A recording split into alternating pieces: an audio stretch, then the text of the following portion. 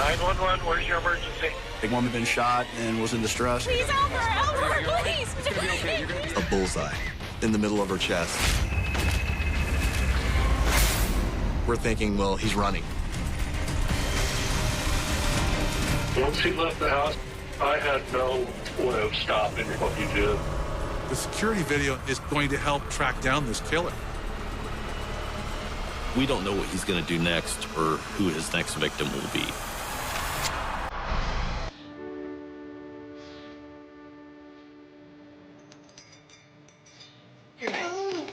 That one? Good. 22-year-old Whitney Gray is spending time at home with her 2 young kids. Oh, yeah, there you go. Add it on. You got it. Whitney could definitely light up a room just with walking in. And the big one. Do I have that one? She loved her kids with everything she had. I mean, with everything. She'd color with them, play blocks with them, lay on the floor, jump on the bed with them. She was a fun mom. She was very fun. Yes! Baby genius, let's go! Look what I found. Whitney's 16-year-old niece has come to help prepare for Halloween. Oh, yes. My granddaughter really clicked with her. Whitney was kind of a role model to her. She helped point her in the right direction. Whitney had a good heart. She had good morals. She was a good person that way. Halloween is gonna rock this year, yeah? She loved all holidays, whether it be Halloween or Christmas. She went to the top. There was always a party going over there.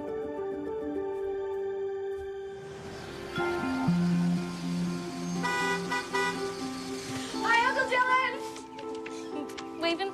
My sister's boyfriend actually worked with me building houses, so I picked him up every morning for work. We kind of thought we could be together forever.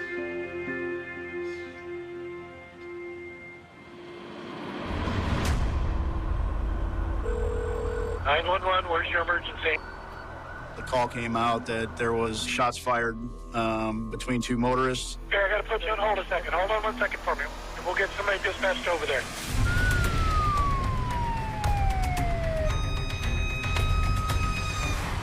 At that point, we didn't have much information, just that there was a woman that had been shot and was in distress.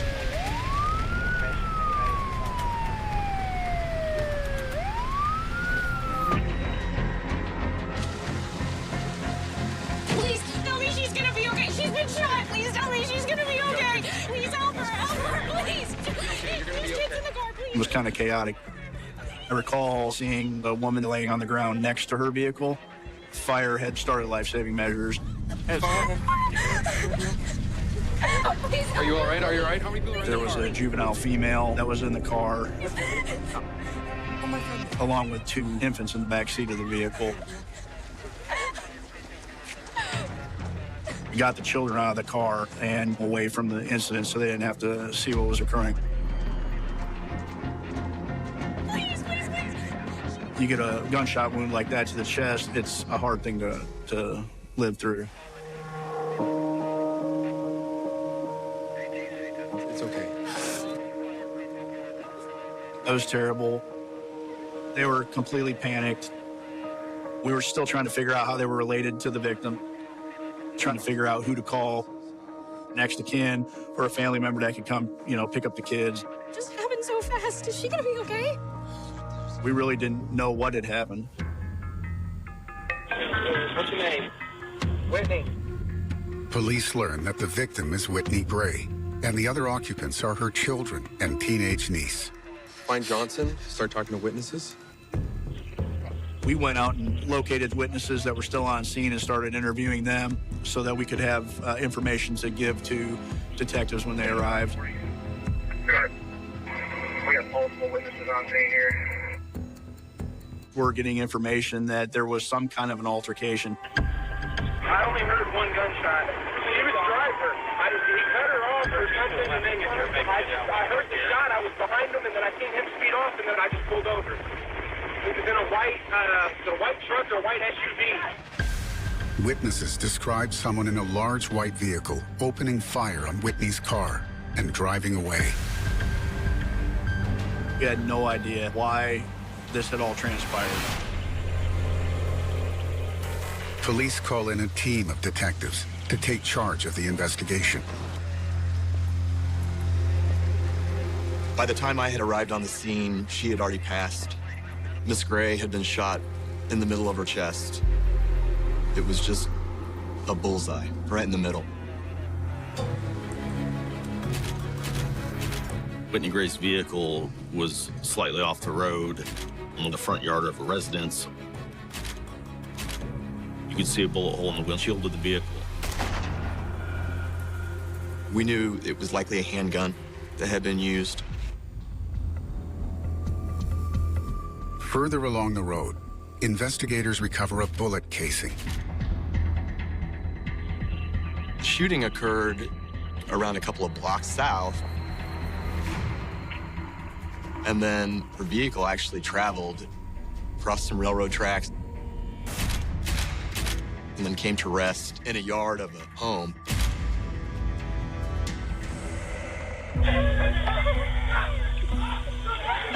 Stop!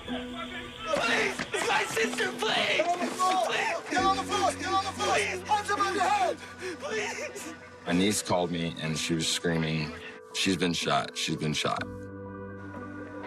When I pulled up, all I seen was the van up in somebody's front yard, and the paramedics had my sister out laying on her back. It was pretty chaotic. People, ambulances, babies crying. It was a mess. There was no rationality in my mind at all. It was just, I have to get to my sister. And then when I knew when they told me that she didn't make it, I just needed to be there holding them kids. I just wanted to be with my family. It was one of the hardest things I've ever done, was to put a straight face on and tell the kids that I loved them and everything's gonna be all right.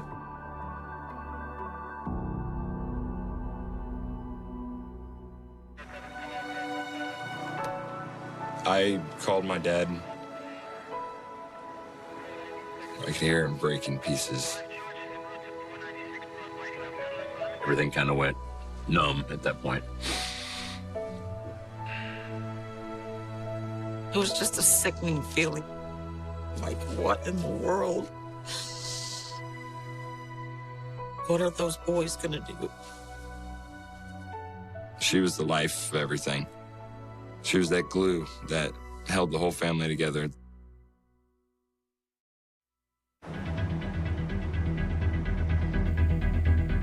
Once we had the scene secured, we began an area canvass. Told a couple officers to go out and start knocking on doors and seeing if anybody had any surveillance cameras on their houses. We were able to locate a house north of the incident that had surveillance footage. Detective Todd Winborn arrives to assist the investigation. When I got to the scene, we were just going kind of blindly at the time. We started looking at surveillance video to see if it captured anything that would lead us to suspect. Okay, can you start at just after 7:30 p.m.?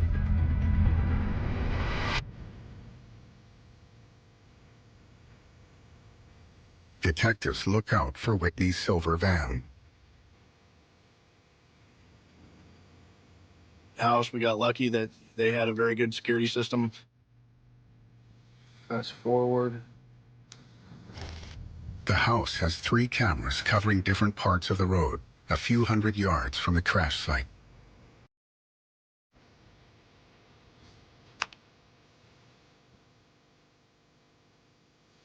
Okay, fast forward.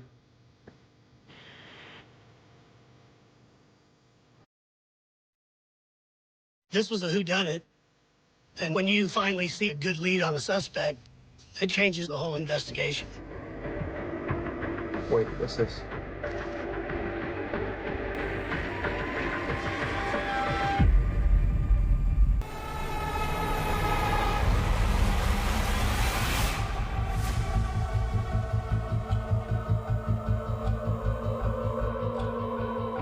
Rewind that. The video was blurry and pixelated. That's Whitney's car. You see traffic going northbound on Sterling. And then this SUV kind of just slowly coming to a stop and kind of hitting the curb on the east side of the road and coming to a rest. Can you zoom in here?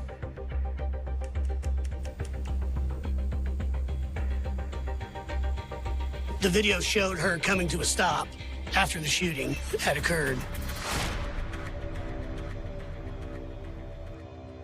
Okay, just rewind this. They take the footage back to just before Whitney's car appears at 7:38 p.m. We knew because of the witnesses that the suspect vehicle would have to be in front of the victim's vehicle. Kind of suspect vehicle we were looking for was a light colored SUV, and he had to have gone by this camera.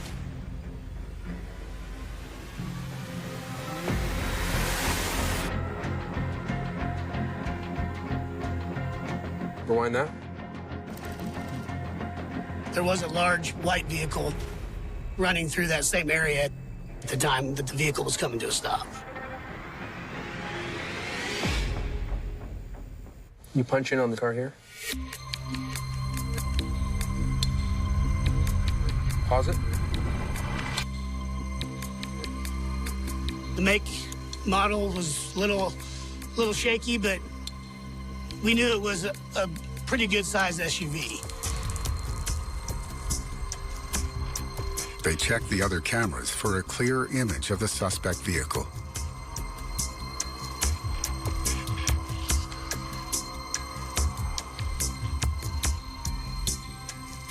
We were hoping that we could get a license plate to start tracking down a person of interest.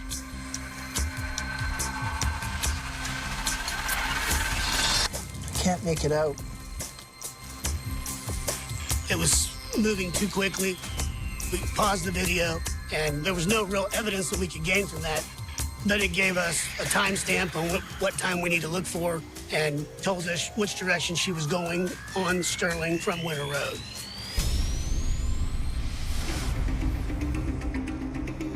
Back at the department, investigators turn to Whitney's niece for more information. She was in complete shock. That was probably will be the worst day of her life. Can you try and take us through what happened? She told us that a vehicle was kind of tailgating them, passed them abruptly, very closely on the side, and that she had tossed a cup of water at the vehicle as it was passing. There was an argument that had occurred, and she said when they pulled up to the light, she just heard the pop and then saw that her aunt was injured. Do you have any idea who could have done this? No. Frequently homicides, whoever committed the crime, they're a partner or a business partner or some sort of associate. She was able to tell us we don't know who this person was. Where have you been this evening? We were at the grocery store getting things for dinner. Part of the evidentiary photos were some grocery sacks from Price Chopper. We're taking a shot in the dark that she was at the Price Chopper at 23rd and Sterling. We knew that particular grocery store did have surveillance. We wanted to make sure there was no incidents in the Price Chopper. Was someone in there that might have sparked this, an argument, disagreement? Detective Draveling heads to the Price Chopper to view their surveillance footage.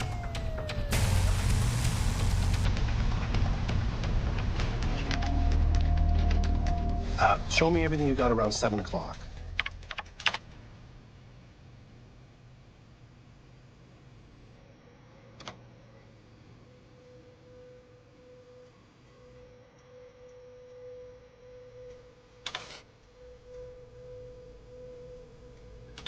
There were several angles of video surveillance from the Price Chopper. Show me the camera over the entrance.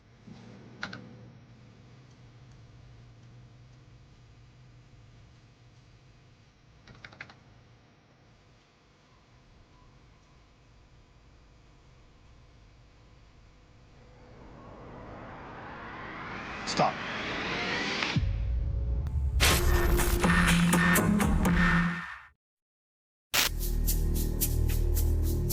Punch in. That's her. We were able to see video of her and her niece shopping in that store. Follow her around.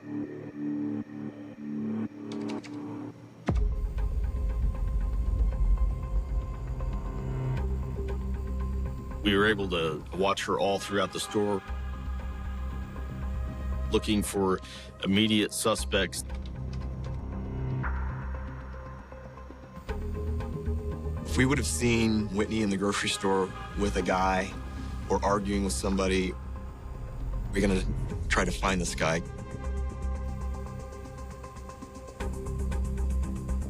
She had no arguments, disagreements, not even close to anyone in the store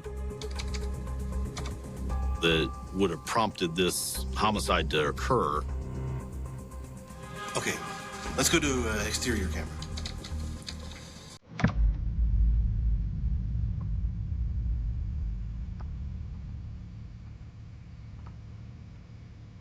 You can see her leave the store.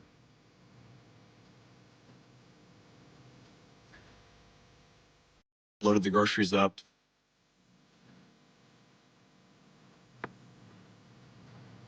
Get in her van.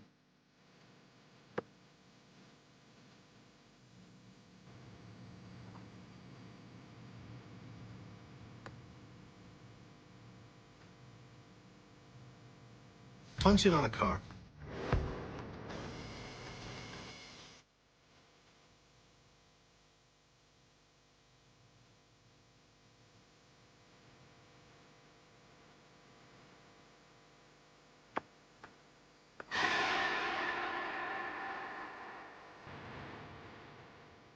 You can see her pull out into the intersection to the red light facing north.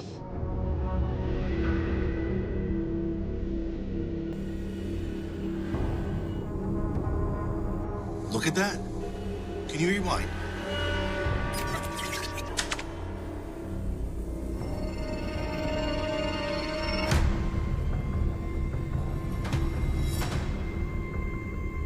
Punch in.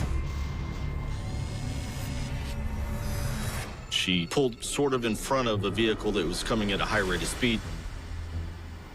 You see the SUV nosediving, which tells me that he's hitting his brakes. I thought this might be our suspect. Can you get any closer? You have an urgency to identify the vehicle, identify the suspect, get as much information as you can. It's just not clear enough. Because the longer you wait, the harder it is to track down these suspects. Is that Taco Bell across the road? Yep.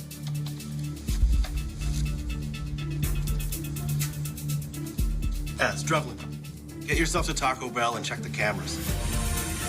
Detectives hope the Taco Bell cameras will give them a closer look at the suspect car. Once we got there, Detective Drevlin gives me a timestamp of what Price Chopper's time is. Started at 7:30 p.m.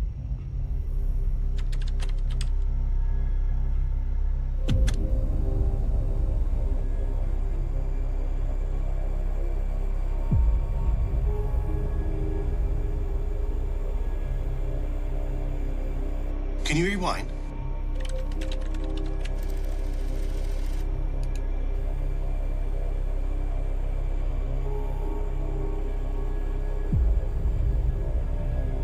Pause it. Zoom in. We see our victim's vehicle being followed very closely by this same white SUV. Can you zoom in? I watched my Taco Bell video probably a dozen times just to try to see if I could pause it in the right direction, to see if I could see any distinguishable mark on the vehicle. License plates, broken headlight, taillights. Just No good. So it didn't yield anything spectacular to us for evidence. You have a 22-year-old victim that has young children, and her life is ended over something that appears pretty senseless. You don't know what this suspect is going to do to anyone else. You've got to protect everybody, and to do that, you have to figure out who the suspect is and apprehend them.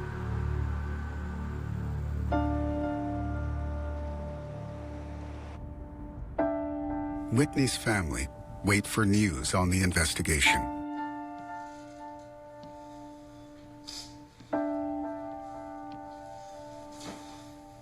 You want them to find the person that did this. We didn't know if this was going to be one of them cold cases like so many others around here. I didn't have a whole lot of faith. I mean, you hear about shootings all the time, and you just don't. She touched a lot of people in her life, her short life. We had a lot of support from the friends wanting to know if there was anything they could do or if we needed anything. We all came together as a big family. But it was like hell.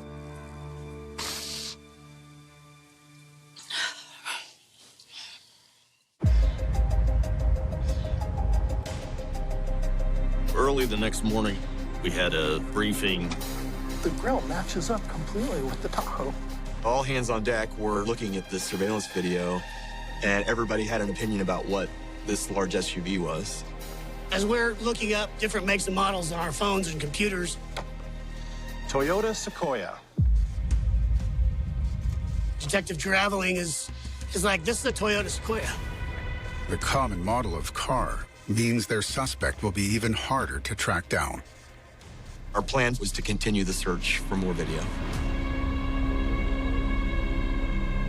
In the Price Chopper grocery store video, he's coming from the south to the north. Let's just keep going south.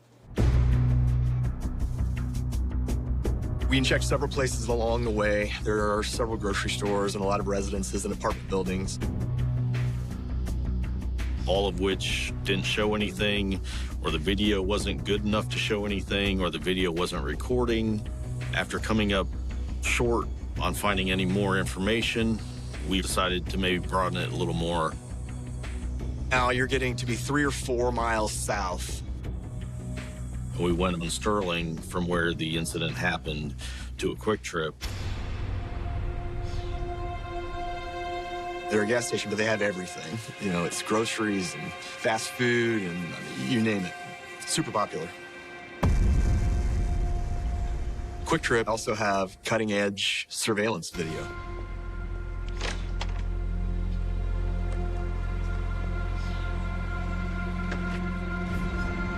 Excuse me. Camera's working?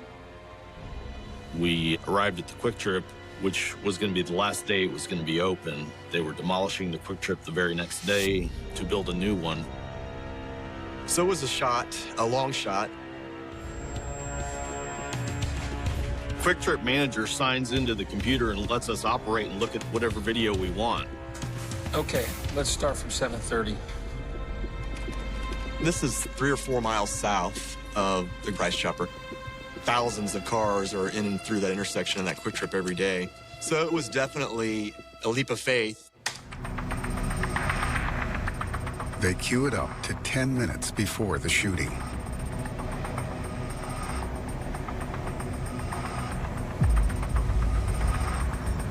There, look. Right away, Detective Traveling sees a white SUV pull into the Quick Trip parking lot. Get another angle.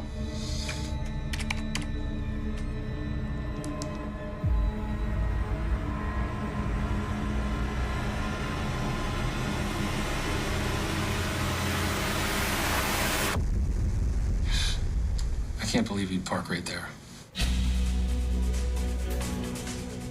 We were able to see that it was obviously a white Toyota Sequoia parked right under a high-definition camera. There's the old saying, I'd rather be lucky than good, and it was very true that day. Gotcha.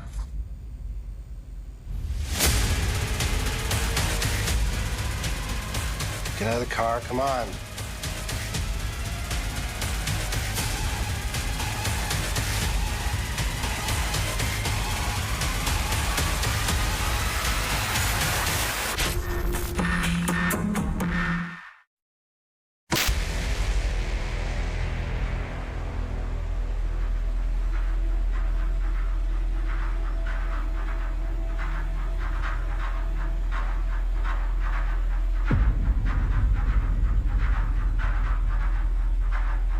A white male gets out of the vehicle.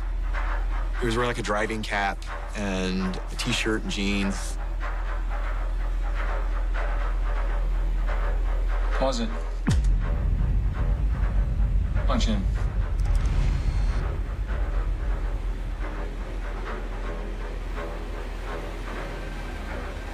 It's just not clear enough. Let's turn to the internal cameras.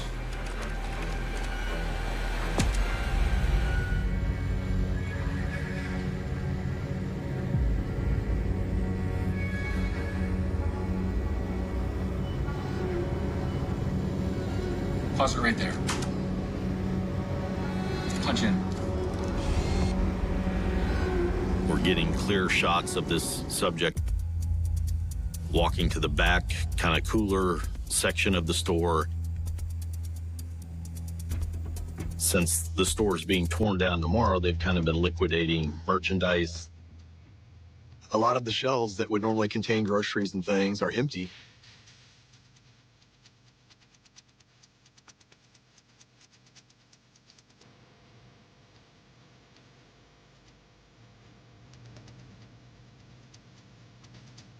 Let's rewind it.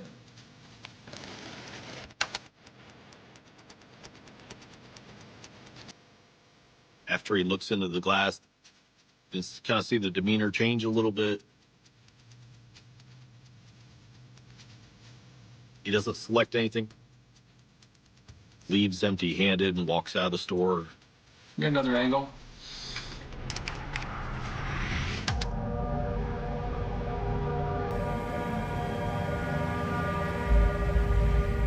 There's our man.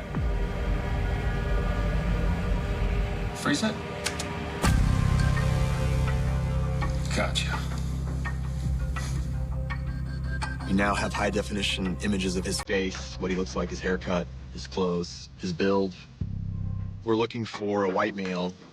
He had, like a goatee or facial hair. The resolution of the video left no doubt that whenever we found this person, it was going to be obvious who it was. You can tell, even in the silent video, that he's upset. He storms out of the store. Based on the timestamp of that video, that was just minutes prior to him encountering Whitney Gray at the intersection of 23rd and Sterling. So we know that he was already sort of in a bad mood. I was able to pause the video, take a screenshot, and then send an image of the driver to the guys at the office. Let's see if we can get a clear shot at that license plate.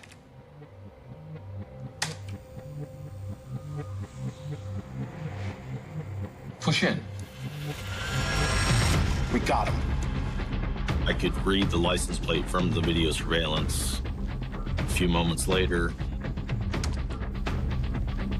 he exits the parking lot and heads north on Sterling towards the area of the Price Chopper.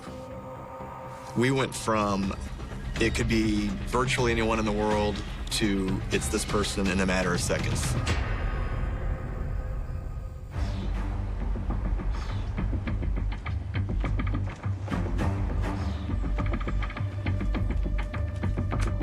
We ran the license plate number, and the computer revealed an apartment in Independence.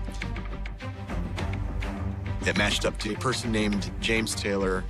I need a surveillance unit as soon as possible.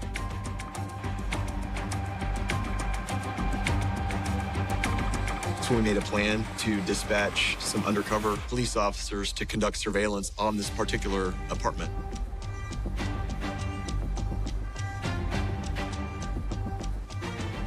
Back to the police station, there is a lot of us just on pins and needles.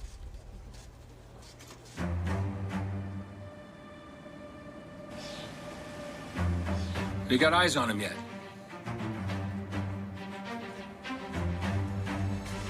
It's in. Go, go, go! Please, no, no! Arms up!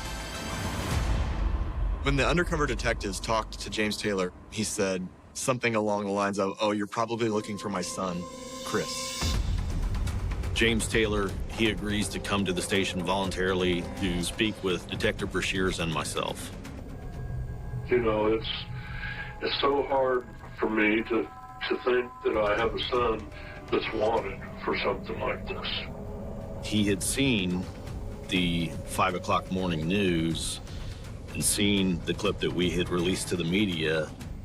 He was pretty emotional, but he didn't seem shocked.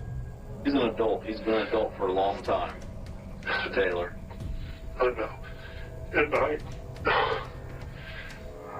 I keep telling myself, you know, that once he left the house, I had no way of stopping what he did.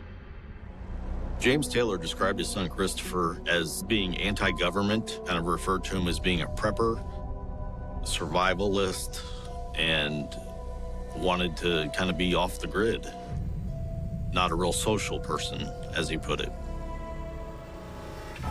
Even up to the point where when he went into the service, he didn't have any outlook ahead of him, you know, and then he went in the service and he really wanted to be in there. You know, that was one of the things that just astounded me, that he wanted to go in. He enlisted. And we thought that, you know, that's an honorable thing to do. Yes, you know? yes. And then when he came out, he went right to work. Yeah. And so we thought everything was cool. They just don't have a flashing light on them, do they? It says, "I'm turning." We obviously wanted to know where Chris was, and James told us that he didn't know, but that a lot of his personal property, along with the Toyota Sequoia, was gone. The natural question for us was, what do you mean, what was missing? One handgun, one .556 caliber rifle, numerous camping items, survival type items. We were told that he would be hiding from us, maybe in the woods. Now we're kind of back to a needle in a haystack again. The hardest thing I've ever had to do is to sit and talk about my son like this. Once they had all the information about who Mr. Taylor was and the potentiality of him being extremely well armed, there was a lot of danger if they tried to arrest this man. In my mind, I was thinking, our time's limited to locate this guy because he will be off the grid and no way to track him down. And we don't know what he's going to do next or who his next victim will be. Detective Draveling asked, is his Toyota Sequoia paid for? It turns out that he bought it from a local buy here, pay here car lot. And buy here, pay here car lots are notorious for putting GPS on the cars that they sell in the event that the payments aren't made so they can recover them. We called this particular car lot, and it was close to closing time. I need to speak to your manager. They came back and said, well, it's odd because it looks like he's off of Interstate 90 in Box Elder, South Dakota. We're thinking, well, he's running.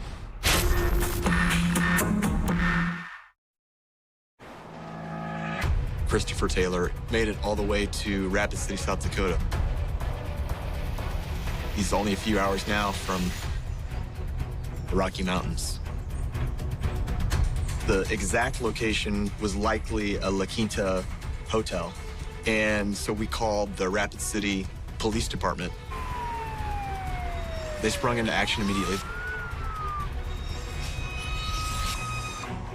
Back at the police department, detectives listen in to the operation.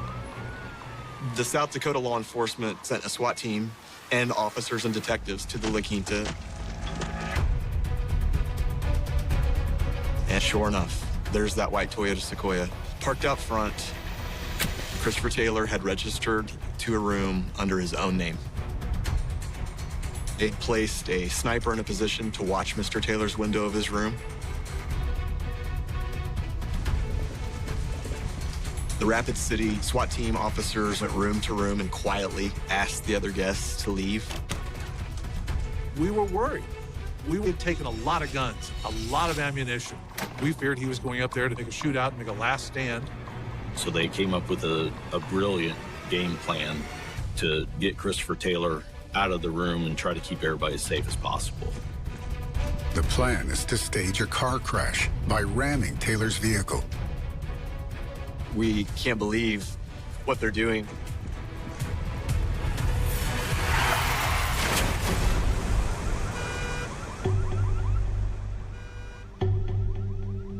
Called his room and said, hey, this is the front desk, and we're so sorry, but there's been an accident in the parking lot.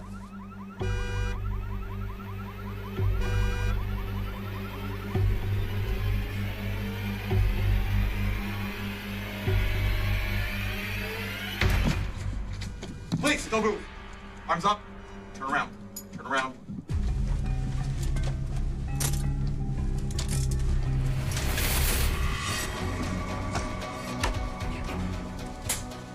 Yeah, so definitely high fives and fist bumps in our office once we knew he was safely in custody. They took the vehicle into custody also, and inside the vehicle, there were the weapons. Chris Taylor had taken thousands of rounds of ammunition. Multiple firearms, rifles, handguns, bows and arrows. A few hours later, Rapid City called me back and said he confessed to shooting Whitney Gray.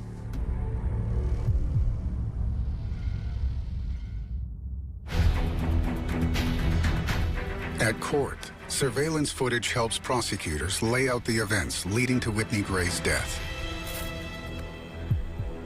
After failing to find what he wants at the Quick Trip, Christopher Taylor drives away at speed. Minutes later, outside the Price Chopper, he brakes hard behind Whitney Gray's emerging car. He then pulls alongside Whitney and confronts her. What are you doing? There's kids in the car!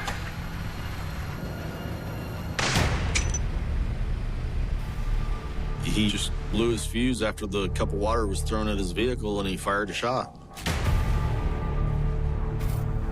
The niece managed to grab the steering wheel and was able to guide the car to a safe landing spot, which saved her and her baby cousins from being hurt as well.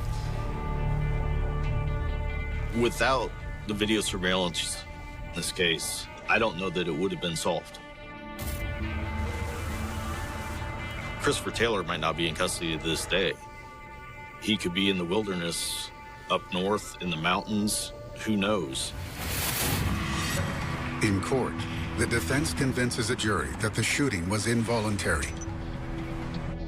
They argue that Taylor panicked and that muscle memory developed through military training makes him pull the trigger. Christopher was sentenced to 7 years for involuntary manslaughter and 17 years for armed criminal action, to be served together. Should have been murder. How ridiculous that this is to say that your reaction to someone throwing a cup of water on your car is to pull out a .40 caliber handgun and fire it at a car full of kids.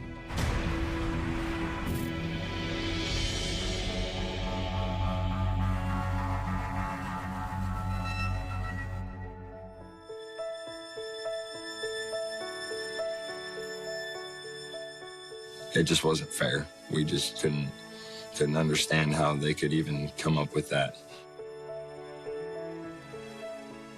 It was senseless, as homicides are. Sad, frustrating, and senseless, and this definitely was all of that. A massive hole's been left. We all get together for her birthdays and let the kids write messages on balloons and send them off to her. She loved her kids with everything she had. I mean, with everything. I mean, she would stand in a snowstorm. The cold steel of a modern laboratory table reflects the harsh, white glare of an unfolding digital revolution, a silent space where a single strand of degraded genetic material collected from a 40-year-old crime scene is about to tear open the fabric of a quiet Midwestern town. You are looking at a system that doesn't sleep, an automated genetic genealogy network that processes billions of biological markers in a fraction of a second, hunting for the precise familial connections that a human detective could never dream of uncovering. For decades, the files lay dormant in the dark basement of the precinct, labeled as a lost cause, a series of tragic coincidences that the town tried to bury beneath a veneer of polite silence and neat, manicured lawns. But when the digital red flag finally flashes on the screen in the early months of 2026, it doesn't just reopen a cold case. It shatters the collective sanity of an entire community, revealing that the pleasant, soft-spoken high school counselor who spent his life mentoring children was actually living a calculated, meticulous double life as one of the most prolific serial killers in state history. The shockwave travels instantly from the crime lab to the suburbs, dismantling 40 years of carefully cultivated respectability, exposing a horrifying truth that has been hiding in plain sight, watering its lawn, attending community barbecues, and watching the investigation from the front row. Go back to the late winter of 1986, an era defined by a deep, suffocating sense of insular security in the valley town of Blackwood. It was a place where doors remained unlocked, where children played in the streets until the streetlights flickered to life, and where a stranger was noticed the moment they stepped off the interstate. That innocence didn't just fade. It was violently executed over a span of 18 months as 3 young women vanished from the perimeter of the local state park, leaving behind nothing but an oppressive atmosphere of absolute terror. The scenes were terrifyingly identical in their lack of physical evidence. A car left idling on a dark shoulder, an open driver's side door, and a single, trivial item, a dropped earring, a scattered pack of gum, a broken keychain, marking the exact split second where a normal life intersected with an absolute predator. The early investigation was a chaotic, primitive scramble, conducted by a local sheriff's department completely unequipped to handle a systematic stalker who moved like smoke through the dense treeline of the valley, exploiting the total lack of interconnected regional databases to vanish before the alarm could even be raised. The frustration within the Blackwood precinct during those early years calcified into a kind of systemic paralysis that broke the spirits of 3 successive lead investigators. They set up massive dragnets through the valley, interviewed thousands of transient workers, cross-referenced gas station receipts from 3 counties, and monitored the phone lines of the victims' families, but every lead dissolved into an impenetrable wall of static. The killer left no fingerprints, no tire tracks, and no witnesses who could provide anything more than a description of a dark, unremarkable vehicle idling near the park entrance before the disappearances. The community didn't just grieve. It turned inward, collapsing into a toxic state of mutual suspicion where every neighbor became a potential monster, every quiet bachelor on the block was viewed with defensive hostility, and the sound of a car slowing down on a dark road was enough to freeze the blood of anyone listening from a dark window. The files grew thicker, the paper turned yellow and brittle, and eventually, the task force was quietly disbanded, leaving behind a cold case that sat in the archives like an unexploded bomb, a permanent indictment of the system's inability to protect its own people. For nearly 4 decades, the town of Blackwood lived inside the shadow of this unresolved horror, building its modern identity on top of a subterranean layer of unresolved trauma. The families of the victims remained trapped in a perpetual loop of grief, their homes transformed into static shrines frozen in mid-1980s, where bedroom doors remained closed and empty chairs at the dinner table served as a silent, daily accusation against the state. The detectives who had dropped the ball eventually retired or passed away, taking their personal guilt and unverified suspicions to the grave, while a younger generation of law enforcement looked at the dusty storage boxes in the basement with a mix of academic curiosity and total futility. The story of the Blackwood Phantom passed into local folklore, a dark bedtime story told to frighten children into staying close to home, a cultural myth that stripped away the specific humanity of the victims and replaced it with a generic, faceless bogeyman who had long since vanished into the ether of history. Then the silicon architecture of modern forensic science quietly closed the distance between the past and the present. It didn't happen with a dramatic confession or a sudden deathbed letter. It happened because a cold case unit decided to re-examine the preserved clothing of the first victim using a highly specialized vacuum immersion technique designed to extract microscopic skin cells trapped in the weave of the fabric for 40 years. The extracted DNA sample was deeply degraded, fragmented by time and improper storage, but the advanced sequencing algorithms of 2026 managed to reconstruct a comprehensive profile that was immediately uploaded into a massive, crowdsourced investigative genealogy database. The system didn't look for a direct match. It mapped the genetic landscape of the killer's extended family tree, tracing lines of descent, marriage, and geographic location across 4 generations until the net narrowed down to a single branch, a single household, and a single name: Arthur Vance, the beloved, retired high school counselor who had been the pillar of Blackwood's educational system for 35 years. The execution of the arrest warrant on a quiet Tuesday morning in the spring of 2026 was a surreal collision between the clinical precision of law enforcement and the complete breakdown of a neighborhood's reality. The tactical units didn't arrive with sirens blaring.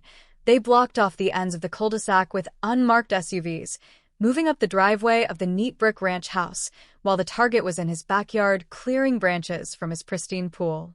When the handcuffs clicked into place, the 72-year-old man didn't scream, didn't struggle, and didn't look surprised. He simply closed his eyes and let out a long, slow sigh, a physical release of a tension he had carried beneath his skin since the winter of 1986. The neighbors stood on their porches in total, paralyzed disbelief, watching the man who had organized their block parties, coached their Little League teams, and comforted their children through family tragedies being led down the concrete steps in chains, his pleasant, grandfatherly exterior completely detached from the sudden, terrifying reality of his true identity. The initial search of the Vance residence turned the neat, respectable home into a multi-layered forensic laboratory, a space where 40 years of a double life were systematically excavated from the structure of the house itself. In the basement, hidden behind a false drywall panel positioned directly behind an industrial deep freezer, agents uncovered the killer's true archive, a clean, climate-controlled storage vault containing detailed, handwritten journals that cataloged the final hours of every victim with the precise, emotionless detachment of a surgeon writing a post-operative report. Beside the journals lay a series of clear plastic organizers containing hundreds of personal tokens, driver's licenses, school IDs, lockets of hair, and specific pieces of jewelry that matched perfectly with the missing property lists from half a dozen cold cases stretched across 3 states. The realization hit the investigative team like a physical blow. He hadn't stopped in 1987. He had simply evolved his methods, using his position as a trusted community counselor to travel across state lines for educational conferences, utilizing his clean record and respectable camouflage to hunt in new jurisdictions before returning home to help his neighbors clear snow from their driveways. The behavioral analysis interviews conducted in the weeks following the arrest revealed a psychological profile that was deeply unsettling in its total absence of traditional madness. Arthur Vance didn't speak with the frantic, disjointed cadence of a lunatic. His voice carried the calm, reassuring weight of an educator, discussing the mechanics of his decades-long killing spree with a flat, chilling objectivity that turned the stomach of every detective in the room. He viewed his double life not as a contradiction, but as an extraordinary achievement of self-discipline, a permanent chess match against a society he considered fundamentally stupid and blind. He explained how his position in the school system provided him with the perfect vantage point to study human vulnerability, allowing him to select his targets, analyze the responses of local law enforcement, and actively guide the community's grief into safe, unproductive channels that kept the eyes of suspicion permanently averted from his own front door. The reaction of the Blackwood community to these disclosures was a secondary wave of trauma that tore through the remaining social fabric of the town like a localized explosion. The realization that the man who had sat at their dinner tables, comforted their grieving children, and held positions of absolute public trust was the very predator who had hollowed out their town in the 1980s induced a profound state of collective paranoia. People began to reevaluate every interaction, every conversation, and every counseling session they or their children had ever had with Vance over a 35-year career, searching for the hidden malice behind his gentle smiles. The local school board fell into a state of chaotic damage control as hundreds of former students, now grown adults with children of their own, stepped forward to recount strange, subtle boundary crossings that had been dismissed at the time because of his sterling reputation, revealing that the true scope of his psychological devastation reached far beyond the physical boundaries of his body count. The legal teams preparing for the omnibus indictment are facing an administrative nightmare of historical proportions, a process that involves mapping a criminal career that spans 4 decades, multiple jurisdictions, and hundreds of separate pieces of digital and physical evidence. The prosecution is constructing a case that treats his respectability not as a character trait, but as the primary weapon used to facilitate capital murder, an architectural system of deceit designed to evade the reach of traditional justice until the technology of the future could finally break the code. The defense is left with nothing but procedural motions, desperate attempts to challenge the chain of custody on 40-year-old evidence and futile arguments regarding their client's advanced age and failing health, arguments that carry absolutely no weight in a courtroom filled with the aging siblings, parents, and children of the women he systematically erased from the world. The momentum of the voiceover hits a dawn-dap, rhythmic peak as the preliminary hearings begin in the county courthouse, an event that transforms the quiet valley town into the epicenter of an international media storm. The satellite trucks line the perimeter of the square, their glowing masts reaching into the dark spring sky, while hundreds of true crime reporters shout into microphones, trying to condense 40 years of horror, respectability, and digital genealogy into a 30-second soundbite. Inside the courtroom, the silence is thick, heavy, and absolute as the prosecution begins to read the contents of the hidden journals into the record, the cold, clinical words of the killer echoing off the high ceilings like a voice from the grave. Arthur Vance sits at the defense table, his face fixed in a mask of total, unyielding indifference, a man who has finally been stripped of his stolen skin, standing exposed in the harsh, unforgiving light of a truth that waited 40 years to finally claim its due. The transition from the public theater of the courthouse to the deep, structural analysis of Vance's hunting patterns across the tri-state area reveals a level of administrative sophistication that kept him ahead of the law for a generation. As the digital units plot his travel history against unresolved disappearances from 1990 to 2010, the map lights up with a series of red clusters that match perfectly with the dates of his regional counseling seminars. He was an administrative ghost, traveling on the school district's dime, using corporate rental cars that were never logged by local police, and staying in mundane highway motels where his presence never raised a single red flag. He didn't use the dark, unlit alleys of fiction.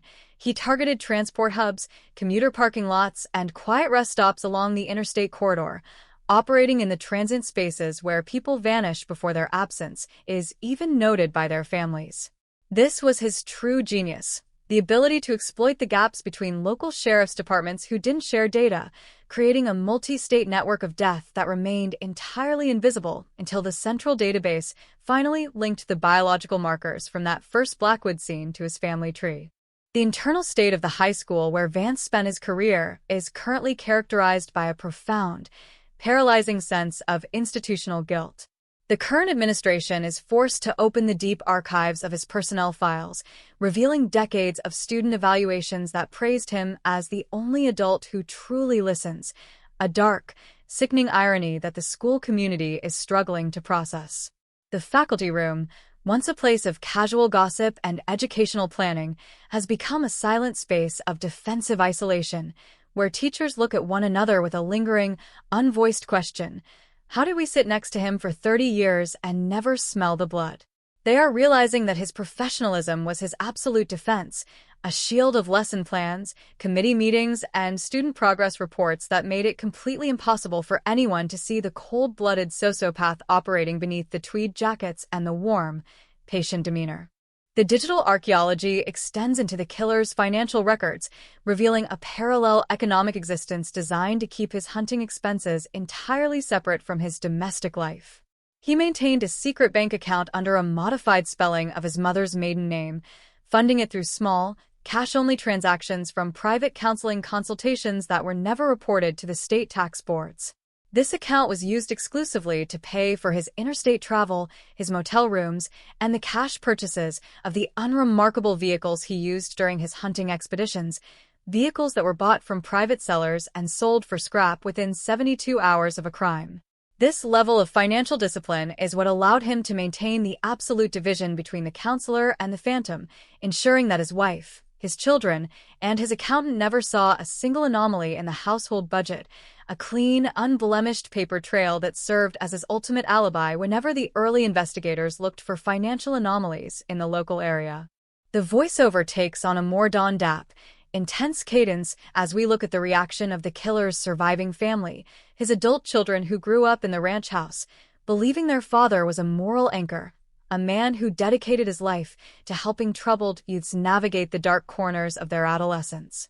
Their reality hasn't just been disrupted, it has been completely obliterated, replaced by a grotesque landscape where every childhood memory, the fishing trips, the holiday dinners, the quiet chats in the study, is now retroactively linked to the timeline of a serial killer's career.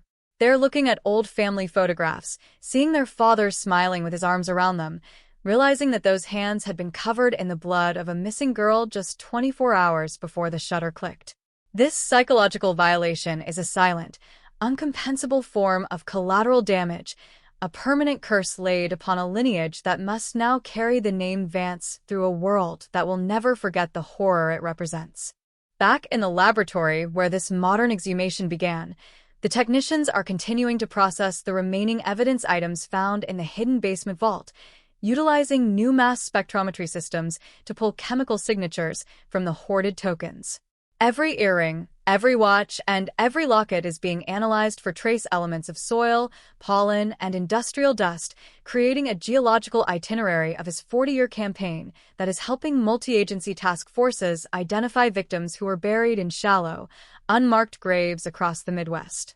The data stream is continuous, a river of coordinates, chemical values, and digital profiles that are systematically turning the killer's private trophy room into an unyielding roadmap for recovery operations. The lab has become a house of mirrors for Vance. The very items he hoarded to sustain his narcissistic pride are now being converted into the precise physical evidence required to ensure he will never leave a state facility alive. The scene shifts to the county jail cell where Vance is currently held under 24-hour suicide watch, a concrete box illuminated by a single, cage-protected bulb that never turns off. He is stripped of his civilian wardrobe, dressed in the high-contrast orange of a maximum security inmate, his physical presence reduced to a registry number within the county's booking log. He spends his hours sitting on the edge of the metal cot, his hands folded in his lap, his eyes fixed on the heavy steel door as if he were still calculating the odds of a final, administrative escape. But the systems of 2026 are not the manual ledgers of 1986. There are no loopholes to exploit, no corruptible clerks to manipulate, and no blind spots in a digital panopticon that tracks his vital signs, his movements, and his location with the unwavering precision of a machine. He is a predator who outlived his era, an analog monster completely crushed by the arrival of a technological future he didn't prepare for. The narrative deepens as we look at the impact of the reopened case files on the cold case units across the country, triggering a massive, systemic reevaluation of thousands of unsolved disappearances from the pre-digital era. The Blackwood Protocol, the systematic application of familial DNA sequencing to long-stagnant evidence files, is being adopted by federal mandate, turning every dusty evidence locker in the nation into a potential starting point for a historical reckoning. Law enforcement is realizing that the monsters of the 20th century didn't disappear because they grew old or died. Many of them simply retired into respectability, hiding inside the peace of suburban communities while the system's lack of technological integration acted as a permanent shield. The arrest of Arthur Vance has broken that shield forever, sending a clear, terrifying warning to every aging phantom still breathing the free air. Your camouflage is obsolete, your identity is searchable, and your past is currently being reconstructed by a machine that doesn't care about your clean record or your polite smiles. The voiceover hits a dawn nap peak as the winter of 2026 turns into a cold, biting spring, bringing with it the exact same weather patterns that define the night of the first disappearance in 1986. The rain falls in relentless, silver sheets over the valley town of Blackwood, turning the asphalt of the main street into a dark, reflective mirror that catches the flashing blue lights of the police cruisers still parked outside the Vance residence. The town is no longer holding its breath. The mystery is gone, replaced by a hard, heavy, and devastating clarity that has permanently altered the geography of their home. The high school has removed his name from every plaque, his photo has been purged from the yearbooks, and his house is being prepared for demolition under a city order that refuses to let the structure remain as a monument to a monster's double life. They are tearing down the illusion of their past, piece by brick, house by house, choosing to live in the raw, painful reality of the truth rather than the comforting lies of their long silence. The final scene focuses on the sister of the first victim, now an elderly woman who has spent 40 years walking the tree lane of the state park, looking for an answer that the valley refused to give up. She sits on the porch of her small home, watching the rain hit the pavement, holding a copy of the morning newspaper with Vance's real face on the front page. She doesn't look happy. There is no joy in the resolution of a nightmare that stole her youth and broke her family's heart. But there is a clean, unyielding peace in her eyes, the dignity of a survivor who has outlasted both the killer's luck and the state's incompetence. She knows that the truth didn't fix her life, didn't bring her sister back, and didn't erase the memory of the cold winters. But it did something simpler, something absolutely necessary. It stripped the monster of his victory, ensuring that when the history of Blackwood is written, his name will be recorded not as a counselor or a friend, but as a ghost that was finally captured by the light, leaving the town to finally, truly, take its first breath in 40 long, agonizing years. The excavation of Arthur Vance's double life did not merely shatter the local community, it triggered a total structural overhaul within the regional database architecture of the entire Midwestern law enforcement network. For 36 years, the absolute separation between the high school counselor and the active predator had been maintained not by grand criminal genius, but by the systemic fragmentation of 20th-century administrative record-keeping. When the digital units began their deep dive into the historical telemetry of Vance's movements, they discovered that his primary shield was the border. He had weaponized the simple geographical boundaries between county sheriffs and state police departments, operating in a tactical blind spot where a missing persons report filed in one jurisdiction would never be cross-referenced with a stolen vehicle report filed 50 miles away in another. He was a creature who lived in the seams of the system, a ghost who understood that if you move fast enough across administrative lines, the paper trail becomes too tangled for any single investigator to follow before the scent goes entirely cold. As the state crime analysts plotted the physical coordinates extracted from the hidden basement journals, the true, multi-decade geography of his campaign began to illuminate the monitors with terrifying clarity. The map of his crimes was an exact, chilling mirror of the state's interstate highway expansion from 1988 to 2004. Vance had not restricted his activities to the dark woods of Blackwood. He had used his clean record to secure a position as a regional representative for the State Counseling Association, a role that required constant, unquestioned travel across 3 states. He drove a corporate vehicle lease that was updated every 12 months, a moving platform of death that never left a single footprint in local registration databases. He stayed at mundane, mid-tier business hotels where his name was logged on corporate expense accounts, completely invisible to the local police departments who were scouring their areas for transient drifters and suspicious out-of-towners. This realization forced law enforcement to confront a devastating reality. The monster they had been hunting for 40 years wasn't a social outcast hiding in the shadows. He was a fully integrated function of the state's own educational infrastructure, traveling on public funds to select his targets while the system actively protected his privacy. The internal investigation within the school district, where Vance had spent his entire adult life, was currently a scene of raw, paralyzed panic. The administration was forced to turn over 35 years of personnel archives, student counseling logs, and field trip rosters to a joint federal task force, a process that revealed how deeply the predator had woven himself into the institutional trust of the community. In the quiet, fluorescent-lit record room of the high school, investigators uncovered decades of glowing evaluations from principal after principal, documents that praised Vance for his unparalleled ability to connect with detached, vulnerable youths. It was a sickening, stomach-turning irony that the current faculty was struggling to process in the silence of their empty classrooms. They realized that his professional excellence was his ultimate camouflage, a brilliant, protective shield built out of student progress reports, parent-teacher conferences, and charity fundraisers that made it entirely impossible for anyone to see the cold-blooded sociopath operating beneath the neat tweed jackets and the warm, patient smiles. The financial archaeology conducted by the state's Forensic Accounting Unit exposed the parallel economic network Vance had meticulously constructed to ensure his hunting expeditions never created a ripple in his domestic budget. He maintained a secret, commercial bank account under a fraudulent corporate entity listed as an educational consulting firm, funding it through cash-only private consultations and unrecorded speaking fees from regional workshops. This account was used exclusively to pay for cash purchases of unremarkable, mid-sized sedans from private sellers in distant states, vehicles that were driven for less than 72 hours, used in the execution of a crime, and then immediately sold for scrap to yards that kept no digital records. He never used a personal credit card near a scene. He never used his home computer to map a route. He never allowed his domestic life to intersect with the mechanics of his obsession. This level of financial discipline required a constant, daily vigilance that would drive an ordinary human being to the brink of psychological exhaustion. But to Vance, this discipline was simply the daily operational cost of his survival, a rigorous ritual that he maintained without a single administrative slip-up for over 3 decades, until the digital panopticon of 2026 finally turned his own meticulous pattern into an inescapable target.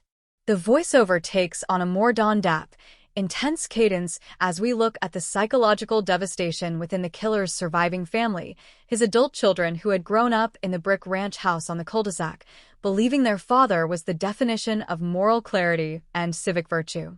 Their reality had not just been disrupted, it had been completely vaporized, replaced by a grotesque historical landscape where every happy childhood memory, the summer fishing trips, the holiday dinners, the proud moments at high school graduations, was now retroactively linked to the timeline of a serial killer's body count. They were looking through old family photo albums, seeing their father smiling with his arms wrapped tightly around them, realizing with a cold, hollow sickness that those very hands had been covered in the blood of a missing college student less than 24 hours before the camera shutter clicked.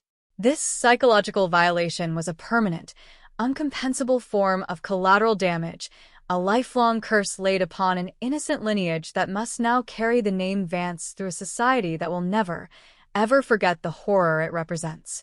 Back in the secure laboratory where this historical exhumation began, the forensic technicians were continuing to pull chemical data from the hundreds of personal tokens found in the hidden basement vault.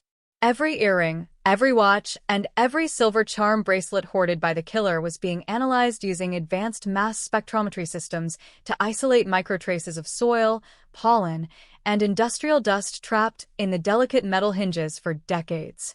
The data stream was continuous, a river of geographic coordinates and botanical values that were systematically mapping the exact location of unmarked, shallow graves hidden across the state park system. The lab had become a house of mirrors for the retired counselor. The very trophies he had stolen to sustain his narcissistic pride and relive his crimes in the quiet of his basement were now being converted into the precise physical evidence required by the prosecution to ensure he would die inside a maximum security cell. The scene shifts to the county jail where Arthur Vance was currently held under 24-hour suicide watch, a concrete box stripped of any material that could be used to disrupt the state's march toward justice. He sat on the edge of his metal cot, dressed in the high-contrast orange of a Capitol inmate, his face a static, unyielding mask that refused to give the monitoring guards a single hint of remorse or fear. He was a man who had outlived his era, an analog monster completely crushed by the arrival of a digital future he had failed to anticipate. The manual systems of 1986, with their typing errors, lost files, and isolated databases, had allowed him to walk out of the dark with his head held high, but the interconnected world of 2026 had pulled his history out of the soil with the clinical precision of a machine. He was no longer the master of the room, no longer the counselor guiding the emotions of a community. He was simply a number in a digital queue, a prisoner of a truth that had waited 40 years to finally claim its absolute, unyielding due. The narrative deepens as we analyze the impact of the Blackwood Protocol, the automated application of familial DNA matching to stagnant cold case files, across law enforcement agencies nationwide. The arrest of Vance had broken the invisible shield that protected the aging phantoms of the 20th century, sending a clear, terrifying message to every predator still breathing the free air under a false sense of security. The system was no longer blind. The archives were no longer safe places to hide a secret. Investigators in every major city were pulling out the dusty boxes from their basements, scanning old garments, and uploading profiles into the digital net, realizing that the monsters didn't always disappear into the wind. Many of them simply retired into respectability, living out their lives as polite grandfathers watering their lawns while the system's historical lack of technology acted as their final, silent alibi. The voiceover hits a Dawn Dap, highly cinematic peak as the wet, freezing spring of 2026 continues to pour over the valley town of Blackwood, turning the streets into dark, reflective mirrors under the flashing blue lights of the police units still guarding the crime scene. The town was no longer holding its breath. The mystery was gone, replaced by a hard, heavy, and devastating clarity that had permanently altered the geography of their home. The high school had already removed his name from every educational plaque, his photos were being systematically purged from the school archives, and the city council was fast-tracking an order to demolish his home, refusing to let the brick ranch house remain as a permanent monument to a monster's double life. They were tearing down the architecture of their own deception, choosing to live in the raw, painful reality of the truth rather than the comforting, silent lies that had defined their community for 40 long, agonizing years. The focus drops now from the institutional panic of the school board straight into the clinical, high-definition arena of the state's digital forensics lab, where the absolute deconstruction of Arthur Vance's technological camouflage is being executed in real time. For decades, the public assumed that high-profile fugitives survived by changing their faces, burning their fingerprints, and living in deep, subterranean isolation away from the modern grid. But the data recovered from Vance's home networks reveals a far more chilling reality. He survived by integrating himself perfectly into the digital evolution of the 21st century, converting the very tools of consumer tracking into an early warning defense system. When the high-technology crime unit began parsing the contents of a heavily encrypted local server found behind a false ventilation grate in his study, they didn't find the random digital clutter of an elderly retiree. They found a pristine, systematically cataloged administrative network that mirrored the state's own criminal tracking systems with terrifying accuracy, proving that for 35 years, the counselor wasn't just hiding from the law, he was auditing it. To understand the terrifying sophistication of Vance's dual existence, you have to look at the exact mechanics of how he managed his risk profile during the rapid technological shifts of the early 2000s. When the internet transitioned from a collection of isolated hobbyist forums into a centralized repository of public records and state databases, Vance didn't retreat into the analog shadows. He understood that absolute invisibility in a modern state is an immediate red flag, a statistical anomaly that draws the eyes of federal tracking algorithms. Instead of deleting his data footprint, he meticulously curated a digital profile that was engineered to be completely, unforgettably unremarkable. He established consumer loyalty accounts, signed up for automated utility billing, and maintained an active, highly predictable social media presence that featured mundane photographs of his garden, his pool, and his local volunteer work. He weaponized the concept of the digital average, ensuring that any data mining algorithm scanning the regional populace for anomalous behavioral patterns would slide right past his name, categorizing him as nothing more than a baseline citizen living a quiet, low-frequency suburban retirement. But beneath this top-tier layer of digital respectability sat a dark, parallel infrastructure that he accessed with the cold, calculated discipline of a deep-cover intelligence operative. The forensic units tracing his network routing protocols discovered that Vance was an early adopter of advanced onion routing technologies, utilizing encrypted virtual private networks long before they became localized consumer products. Every week, operating from a rotating circuit of public Wi-Fi access points located in distant commercial centers, he would access public court dockets, law enforcement bulletin boards, and true crime forums across 5 states. He wasn't looking for entertainment. He was conducting counter-surveillance.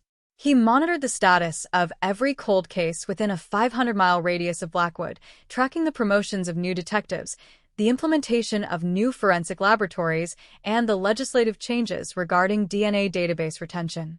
He was constantly testing the perimeter of the system, reading academic white papers on genetic sequencing and forensic anthropology to ensure that his operational security remained miles ahead of the technology available to the local sheriff's departments.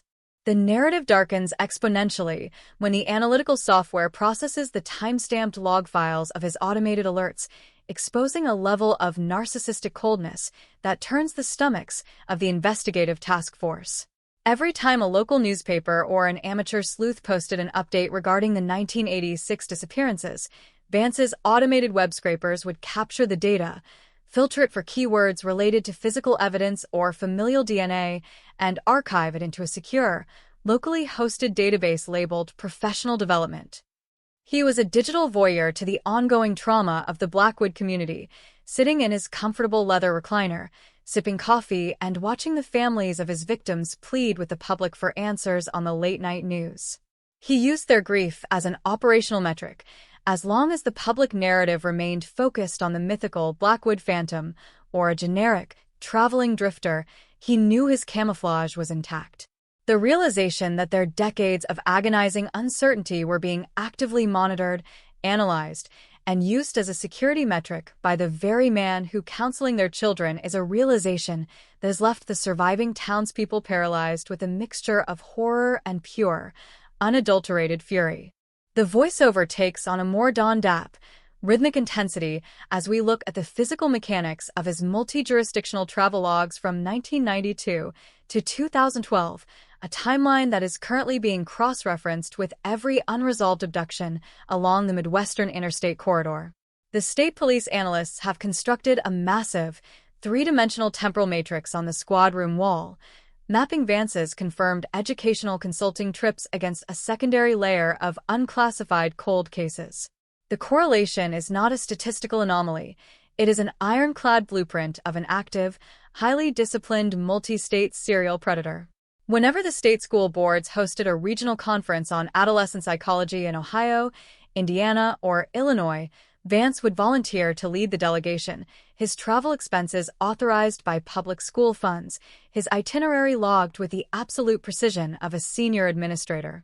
He would drive his personal vehicle, a mid-sized American sedan that was meticulously washed, vacuumed, and detailed within 3 hours of his return to Blackwood, erasing any microscopic traces of soil, fiber, or biological material before it could ever be noticed by his family. The data streaming from his financial accounts during these regional trips reveals the exact blueprint of how he executed his crimes without ever leaving a trace in the financial system. He maintained a strict operational protocol whenever he crossed state lines.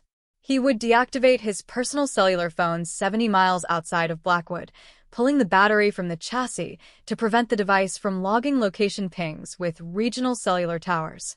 He traveled exclusively with large reserves of cash, currency that he systematically accumulated over months by making small, unnoticeable withdrawals from ATM terminals near regional shopping malls.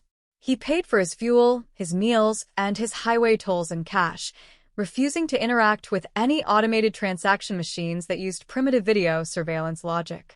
He would check into his conference hotels using his real identification, establishing a solid, institutional alibi for his presence in the city, but during the dark hours between midnight and dawn, while his colleagues were asleep, he would slip out of the side doors of the motel, completely invisible to the static, unmonitored security architectures of the late 20th century.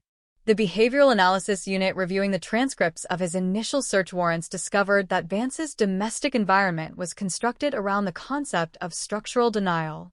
In the main living areas of the Brick Ranch house, there was absolutely no evidence of his dark obsession. There were no hidden compartments in the kitchen, no strange books on his shelves, and no anomalies in his household files.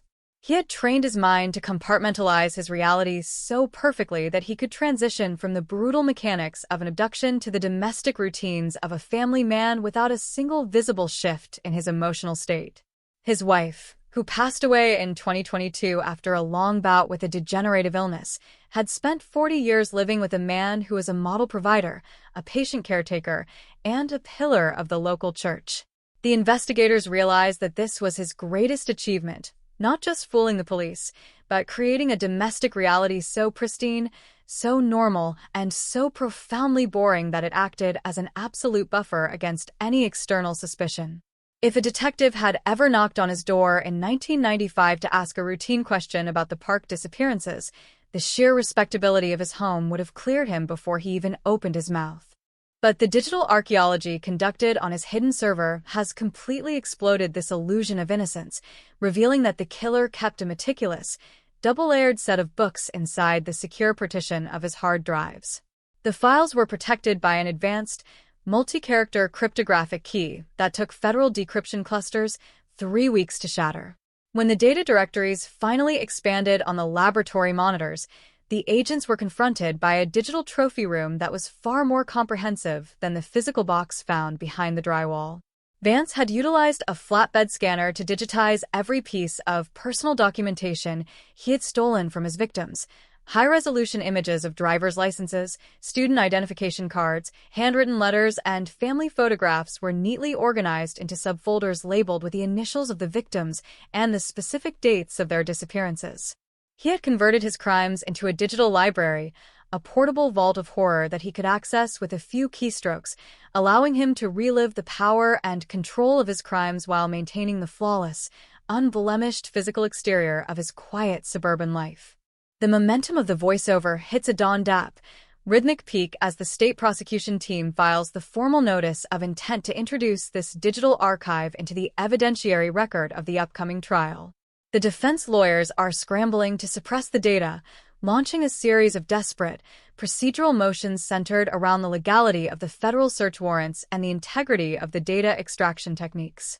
They are arguing that the digital files are unverified, that they could have been planted by an external network intrusion, and that their introduction would permanently prejudice the jury against an elderly, infirm client who deserves the presumption of innocence. But their legal arguments are disintegrating against the sheer, unyielding volume of the physical validation provided by the state's cyberforensics team. Every digital file in the archive contains embedded metadata that links the images directly to the specific scanning equipment recovered from Vance's study, creating a technical chain of custody so tight, so logical, and so mathematically absolute that it leaves absolutely no room for alternative explanations. The scene shifts down to the dark, concrete corridors of the county holding facility, where the reality of this administrative exposure is systematically dismantling Vance's remaining psychological defenses. The guards monitoring his movements through the high-resolution surveillance cameras note that the 72-year-old man has stopped reading the novels and educational journals his lawyers brought him. He sits on the edge of the low-metal cot, his hands clasped tightly behind his head, his body rocking slowly back and forth in the silence of the cell. He is a man who lived for 40 years by being the smartest person in every room he entered, the master of a massive, secret history that gave him a profound sense of superiority over the society he manipulated. But now, that history is no longer his private possession. It is being printed on legal briefs, projected on courtroom screens, and analyzed by teams of technicians who treat his dark obsession with a cold, objective detachment of scientists examining a biological specimen. He has been stripped of his complexity, his respectability, and his camouflage, leaving behind nothing but a small, aging, and profoundly pathetic criminal who is running out of options and running out of time. The narrative deepens as we analyze the ripple effect of the Vance investigation within the regional judicial architecture, triggering an immediate crisis of confidence across the state's historical legal archives. They realized that his survival was facilitated by a massive, structural blind spot in the way the justice system processed the records of the pre-digital era. The state attorney general has issued a sweeping, multi-county mandate ordering the immediate digitization and algorithmic audit of every unsolved missing persons file, every unclassified homicide report, and every unidentified remains file dating back to 1970. The project is an immense, bureaucratic exhumation, turning the quiet record vaults of the state capitol into a high-contrast forensic laboratory where teams of data entry specialists are converting decades of manual typing, carbon copies, and handwritten police logs into searchable, interconnected metadata fields. They are looking for the structural echoes of Vance's operational patterns, looking for the telltale clusters of abductions that match with his confirmed employment travel, realizing with a cold, professional dread that the Blackwood cases were only the first chapter of a multi-decade campaign of terror, that the system was simply too fractured, too primitive, and too blind to see until the technology of the future finally turned the light on in the dark. The voiceover carries this heavy, accumulating realization into the silence of the night, leaving the listener with a chilling understanding that the true horror of the Blackwood cold case isn't the distance the killer ran, but the total normalcy of the space he inhabited. He didn't survive by escaping our world.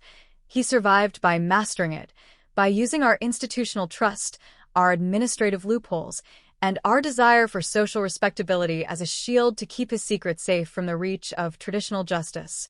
The digital reopening of these files has broken that shield forever, proving that while a predator can outrun the human memory of a generation, he cannot outrun the permanent, unyielding architecture of a technological matrix that compiles the truth, byte by byte, record by record, until the past and the present finally collide in the bright, unforgiving light of absolute judgment. The file is open, the net is closed, and the truth of Arthur Vance's double life is now written into the permanent, unerasable history of the world, an echo that will continue to resonate long after his name has been stripped from the gates of the town he terrorized for 40 long, silent years. The structural collapse of Arthur Vance's dual existence did not stop at the perimeter of his residential cul-de-sac. It systematically hollowed out the institutional confidence of the regional judicial circuit, converting the upcoming omnibus hearing into a high-stakes clinical trial of the state's forensic viability. To understand the Don Dap, rhythmic acceleration of this legal confrontation, you have to look past the sensationalized true crime broadcasts and step into the subterranean vaults of the state prosecutor's digital war room. For 36 years, the absolute separation between the grandfatherly counselor and the active serial killer was maintained by the systemic isolation of analog record archives. But in the summer of 2026, the state is no longer relying on human memory or the fragile testimonies of aging witnesses whose recollections have been degraded by time and grief. They are deploying a multi-layered, algorithmically driven evidentiary strategy that treats Vance's 35-year professional paper trail as the primary document of his guilt, converting his meticulous administrative routine into an absolute, unyielding trap. The physical layout of the state prosecutor's analytical suite looks less like a traditional legal office and more like a high-contrast cyberforensics command post. The walls are dominated by three-dimensional spatial temporal matrices, where Vance's confirmed high school employment records, regional counseling seminar registrations, and state-authorized travel vouchers are mapped against a secondary layer of unresolved abductions along the Midwestern interstate corridor. The correlation is not a loose, speculative theory. It is a precise, mathematical overlap that illuminates the monitors with terrifying consistency. Whenever the school district authorized a 3-day professional development workshop in a distant county, the local missing persons registry in that specific jurisdiction would experience an immediate, unclassified spike within a 72-hour window. The prosecutor's team is systematically stripping away the defense's narrative of the respected educator, presenting the court with a chillingly objective portrait of an administrative phantom who used the public educational system as a state-funded logistical platform to facilitate a multi-decade campaign of capital murder. The technical core of the state's indictment relies on the absolute validation of the metadata extracted from the encrypted local server recovered from behind the false ventilation grate in Vance's study. When the cyberforensics unit initiated the deep packet analysis of the decrypted directories, they didn't just find images of the stolen IDs and jewelry tokens, they uncovered the digital footprints of his automated risk management protocol. The data logs reveal that Vance had established a highly sophisticated, local web scraping network that routinely audited every public law enforcement database, court clerk repository, and citizen-led investigative forum across 3 states. Every time a local news outlet in the Valley published a retrospective article on the 1986 Blackwood disappearances, Vance's automated scripts would instantly capture the text, isolate any references to newly developed forensic techniques or physical evidence retention, and index the file into a secure directory labeled Operational Risk Analysis. He was an active, digital consumer of the town's multi-decade trauma, sitting in his comfortable leather recliner, analyzing the community's ongoing grief with the cold, calculating detachment of an actuary measuring a corporate liability. The voiceover takes on a more Dawn-Dap, intense cadence as the narrative transitions to the deposition room of the State Crime Lab, where the forensic anthropologists are concluding their analysis of the physical artifacts recovered from the hidden basement vault. The stainless steel tables are lined with hundreds of clear plastic organizers, each one containing a microscopic fragment of history that has been pulled out of the dark after 40 years. The primary focus of the forensic team is not the journals, but the precise chemical signatures embedded in the hoarded jewelry tokens, the delicate silver link bracelets, the high school class rings, and the tarnished lockets that were stolen from the victims on the nights they vanished into the industrial dark.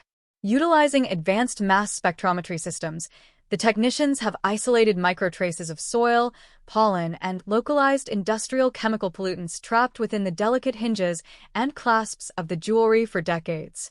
The geological data is absolute.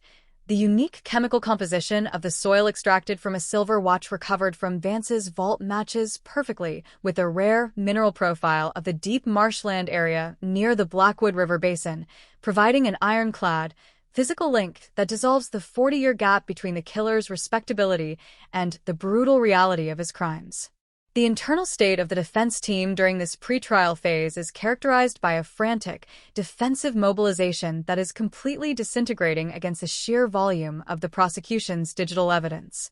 The defense attorneys, a collection of senior litigators who have spent their careers manipulating the procedural loopholes of the manual era, find themselves completely unequipped to counter a technological net that updates in real time.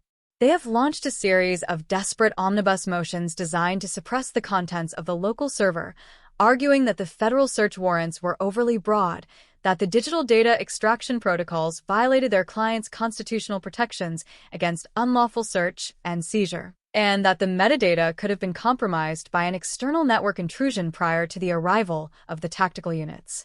But their procedural arguments are systematically falling apart against the technical chain of custody established by the state's cybercrime analysts, who have embedded cryptographic hash values into every stage of the data recovery process, proving with mathematical certainty that the digital archive is an untainted, uncompromised document authored exclusively by Arthur Vance himself. Meanwhile, within the brick ranch house on the cul-de-sac, the forensic extraction teams are entering their 3rd week of a multi-phase structural excavation.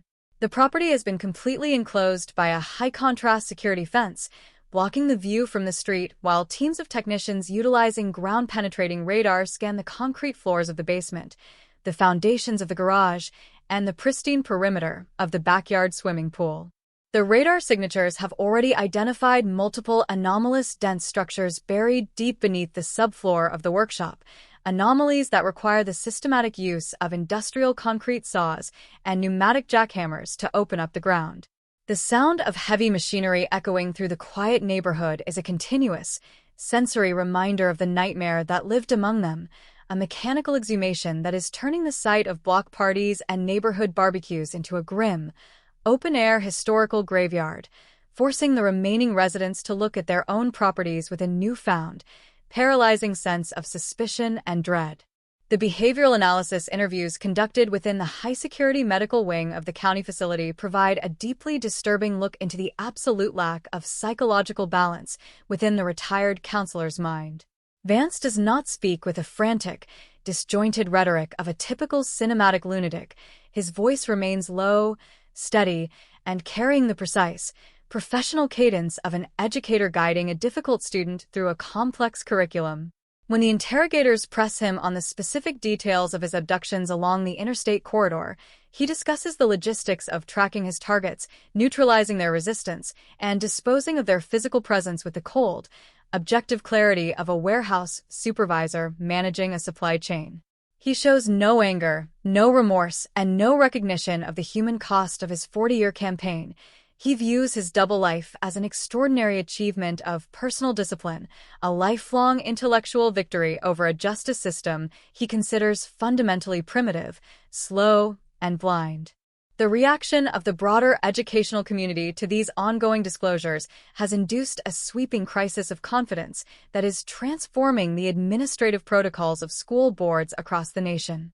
The realization that an active serial killer was permitted to maintain unmonitored access to thousands of vulnerable adolescents for 35 years, supported by glowing performance evaluations and institutional protection, has forced a complete reevaluation of personnel tracking systems.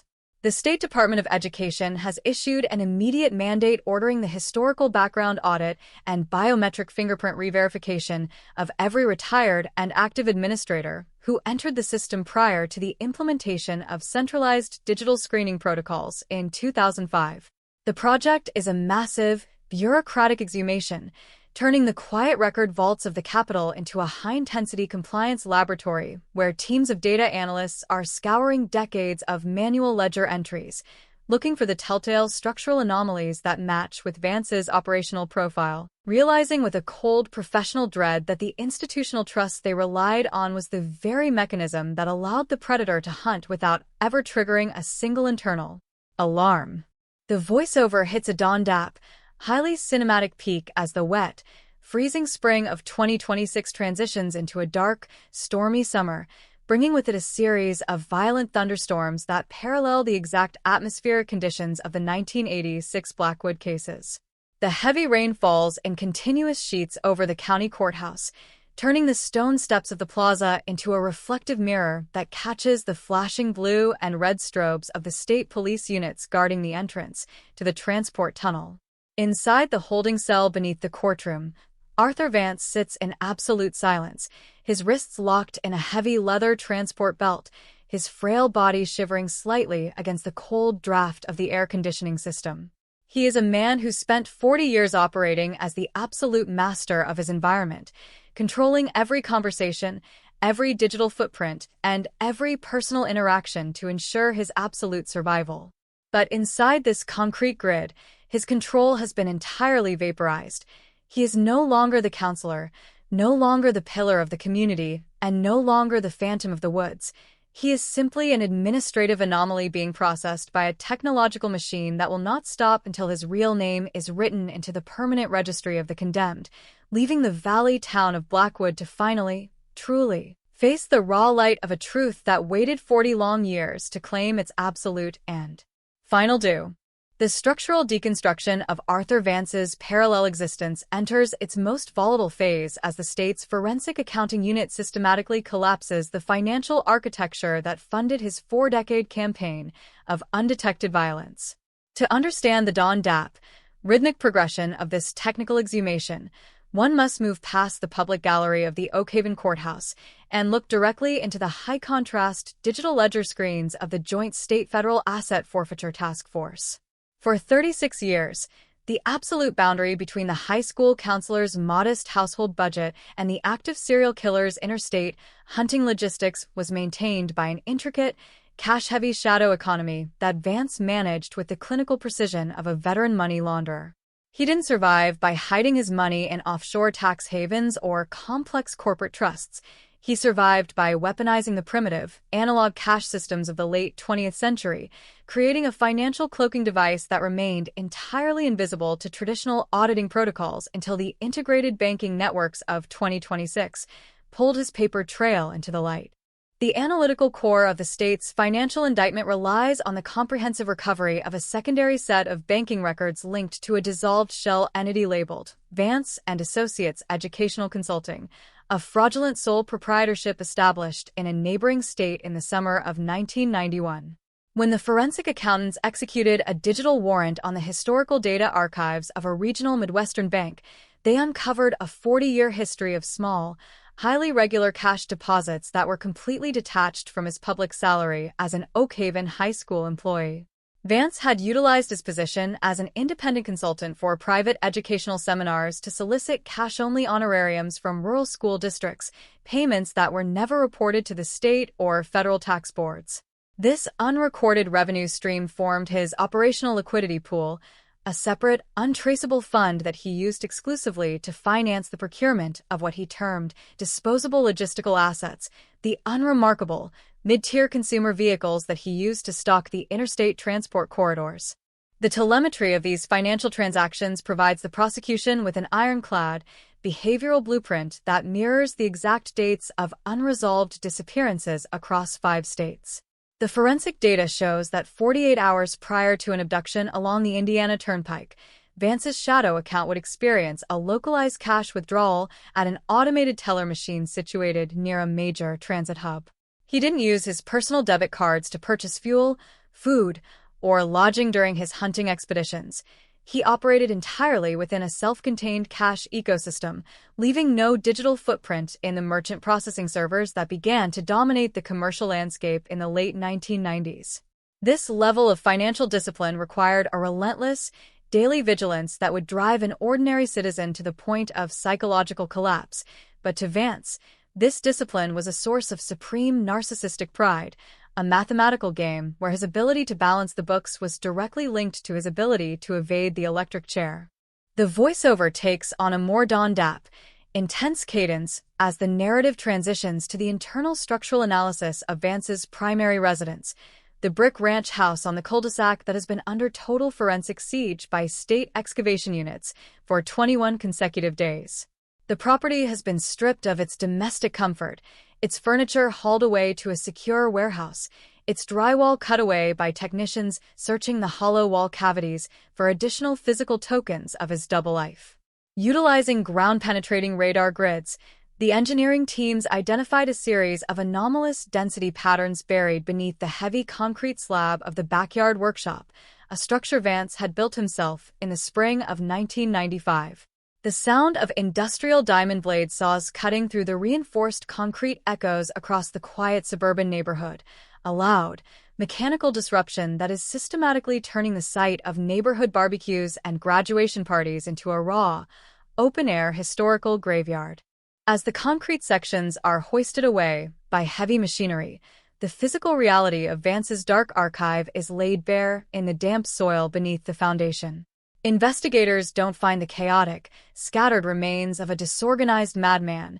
They discover a highly organized, subterranean storage vault constructed from heavy PVC conduit pipes, sealed at both ends with industrial-grade waterproof caps. Inside these airtight chambers rests the true depth of the Blackwood Protocol, a massive collection of microcassette audio recordings that Vance had compiled during his counseling sessions with vulnerable students over a 35-year career. He had systematically recorded his interviews with troubled teenagers, utilizing the raw data of their adolescent traumas, family dysfunctions, and personal vulnerabilities to refine his own understanding of human manipulation, using his position of public trust to harvest the psychological profiles of the very community that celebrated him as a local hero. The reaction of the surviving community to these ongoing disclosures has induced a secondary wave of structural paralysis that is tearing through the remaining social fabric of Oak Haven like an epidemic of pure, unadulterated paranoia. Parents whose children had been counseled by Vance in the 1990s and 2000s are rushing to the police precinct, demanding access to the recovered audio archives, forced to confront the terrifying possibility that their family's private pain was being used as an administrative metric by a serial predator. The local mental health infrastructure has collapsed under the volume of adult residents seeking counseling to process the realization that the man who had guided them through their teenage years, who had sat in their living rooms, who had held their hands during funerals, was the very monster who was systematically erasing their peers from the face of the earth. The legal strategy of the state prosecution team has evolved into an omnibus offensive that treats Vance's respectability not as a character trait, but as the primary weapon used to facilitate capital murder. They are preparing a multi-layered evidentiary matrix for the upcoming trial that links the physical evidence from the concrete vault, the microcassettes, the geological soil profiles from the silver charm bracelet, and the decrypted digital logs, into a single, unbreakable chain of intent. The prosecutor's office is not seeking a plea bargain. They are constructing an indictment designed to survive the highest levels of appellate review, ensuring that every single hour of Vance's 40-year campaign of deception is recorded into the permanent legal history of the state as an act of absolute, premeditated cruelty. The voiceover hits a Don Dapp, highly cinematic peak as the preliminary omnibus hearing date approaches, transforming the quiet streets of Oakhaven into a high-contrast battleground of international media attention. The satellite trucks form an iron perimeter around the county square, their glowing masts slicing through the humid summer sky, while teams of true crime analysts shout into microphones, trying to condense 40 years of respectability, financial fraud, and subterranean forensic discoveries into a 30-second news block. Inside the holding cells beneath the courthouse, Arthur Vance sits in absolute isolation, his orange maximum security uniform hanging loosely from his frail, elderly frame, his wrists secured to a heavy leather transport belt. He is a man who spent half a lifetime operating as the absolute master of his environment, controlling every conversation, every data trail, and every human interaction to ensure his absolute survival. But inside this clinical, concrete machine, his control has been entirely vaporized. He is no longer the counselor, no longer the pillar of the community, and no longer the phantom of the woods. He is simply inmate number 88419, a prisoner of a truth that waited 40 long years to drag him out of the cold and into the harsh, unforgiving light of absolute judgment. The institutional shockwaves generated by the forensic excavation of Arthur Vance's subterranean archive did not merely freeze the administrative operations of the Oakhaven School District. They catalyzed a profound, structural paradigm shift within the state's behavioral analysis units and Department of Corrections. To understand the Don Dapp, relentless momentum of this historical reckoning, you must look past the saturated digital broadcasts and enter the sterile, neon-lit corridors of the state psychiatric facility's high-security evaluation wing. For 36 years, the absolute barrier between the empathetic high school counselor and the predatory multi-state serial killer had been maintained by a psychological phenomenon so absolute, so meticulously managed, that it challenged the foundational theories of modern forensic psychology. In the summer of 2026, the state is no longer merely processing a criminal. They are conducting a systematic autopsy of an intellectual camouflage that successfully utilized the concept of public service as an absolute shield against suspicion. The analytical core of the Behavioral Task Force's ongoing evaluation is focused entirely on the transcription logs of the clinical interviews conducted with Vance since the concrete vault beneath his workshop was opened. The interrogation room is an arena of quiet, high-contrast tension, where veteran federal profilers sit across from a 72-year-old man who refuses to adopt the defensive, stuttering posturing of a captured fugitive. Vance speaks with the precise, rhythmic cadence of a senior educator delivering a lecture on institutional efficiency, discussing the dual architecture of his life with a chilling, narcissistic detachment. He does not minimize his crimes, nor does he express a single shard of human remorse. Instead, he frames his 40-year evasion of the justice system as a magnificent achievement of personal discipline, a multi-decade chess match where his ability to maintain an unblemished professional reputation was the ultimate proof of his intellectual superiority over the community he exploited. The data streaming from the behavioral analysis matrices reveals that Vance's psychological compartmentalization was a structural choice, an active daily exercise that required an immense expenditure of cognitive energy. He explained to the profilers how he constructed an absolute firewall within his own memory, separating the somatic details of his interstate abductions from the domestic routines of his suburban life. When he walked through the front door of his brick ranch house after an operational expedition, he did not carry the emotional residue of the dark zones. He instantly adopted the persona of the doting father, the grieving widower, and the trusted community mentor. He spent his evenings reviewing student college applications, balancing the household ledger, and drafting lesson plans on adolescent development, using the sheer mundanity of his domestic existence to reinforce his own internal belief that he was entirely untouchable, a ghost who had successfully rewritten the rules of survival in a surveillance-heavy society. The voiceover takes on a more Dawn-Dap, intense cadence as the narrative shifts to the administrative fallout within the regional judicial architecture, where the discovery of the microcassette counseling tapes has triggered a massive, multi-district class action legal offensive against the municipality. The realization that a public school system had inadvertently provided a serial predator with a state-funded laboratory to harvest the psychological profiles of vulnerable teenagers has completely destroyed the community's remaining institutional trust. Law firms representing hundreds of former Oak Haven students have filed massive omnibus lawsuits, demanding the immediate independent auditing of every personnel file, performance evaluation, and internal grievance record dating back to 1985. The school board meetings, once quiet, bureaucratic procedures dedicated to budgetary allocations, have transformed into volatile arenas of public rage, where grown adults are forced to confront the fact that their teenage confidences were being systematically recorded and weaponized by the very man their parents trusted to protect them. Meanwhile, within the State Forensic Laboratory, the Cybercrimes Unit is expanding its analysis of the metadata embedded in Vance's local web scraping server. The technical data reveals that his counter-surveillance network was far more integrated into the state's infrastructure than initially realized. Utilizing primitive administrative access codes that had been assigned to him during his tenure on a regional juvenile justice advisory board in the late 1990s, Vance had been quietly monitoring internal law enforcement communication channels for over 2 decades. He was able to review automated police logs, track the distribution of federal cold case grants, and read internal memos regarding regional forensic lab upgrades without ever triggering a security alert. This structural breach allowed him to adapt his operational methodology in real time. The moment he learned that a neighboring county was implementing a new type of fiber analysis, he adjusted his cleaning protocols, ensuring that his disposable logistical assets remained completely sterile before they were processed by commercial scrap yards. The physical reality of this technological betrayal has plunged the remaining residents of the Oak Haven cul-de-sac into a state of permanent domestic militarization.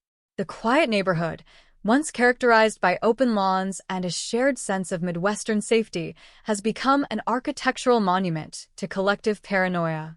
Property owners are installing commercial-grade thermal imaging systems, reinforced steel security doors, and high-contrast perimeter lighting grids that flood the asphalt with harsh, white light from dusk until dawn.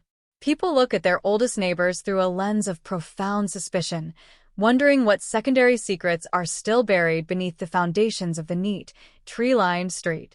The sound of children playing outside has completely evaporated from the neighborhood. The cul-de-sac has become a silent, watchful space, an urban graveyard where the architecture of trust has been systematically dismantled by the memory of the man who lived at number 14. The legal teams preparing for the upcoming omnibus trial are facing an unprecedented challenge regarding the physical management of the evidence, which has grown to occupy 2 separate, climate-controlled storage facilities at the state capitol. The prosecution is constructing an evidentiary presentation that relies entirely on high-definition digital visualization models, converting Vance's journals, financial ledgers, and the chemical metadata of the hoarded jewelry tokens into a 3-dimensional interactive timeline for the jury. They are avoiding the traditional, slow-paced methodology of the analog era. They are building a Dawn-Dap, high-impact narrative that functions with the relentless precision of a machine. Every slide, every data field, and every audio snippet from the recovered microcassettes will be presented as an interlocking component of a singular, multi-decade system of premeditated violence, leaving the defense with absolutely no room to manipulate the emotions of the courtroom or appeal to the advanced age of their client. The voiceover hits a Don Dapp, highly cinematic peak as the humid summer of 2026 transitions into a dark, stormy autumn, bringing with it a series of violent weather fronts that parallel the atmospheric conditions of the original abductions. The heavy rain pours over the concrete towers of the state penitentiary, the wind rattling the reinforced security fencing along the perimeter walls. Inside his isolation cell, Arthur Vance sits on the edge of the low-metal bunk, his hands clasped tightly in front of his chest, his eyes locked on the mechanical movement of the cell's automated air filtration unit. He is a man who spent 40 years operating as the absolute master of his environment, utilizing his intelligence, his professional status, and his digital camouflage to dictate the reality of an entire community. But inside this clinical, unyielding matrix, his complexity has been entirely erased. He is no longer the mentor, no longer the pillar of the community, and no longer the phantom of the highway. He is simply a biological entity waiting for a mechanical legal process to write his real name into the permanent registry of the executed, leaving the town of Oakhaven to face the long, cold, and devastating dawn of a truth that will never let them look at a neighbor the same way again. The institutional demolition of Arthur Vance's legacy didn't just strip his name from the archives. It triggered a total structural exhumation of the historical criminal cases handled by every local jurisdiction within a 3-state radius.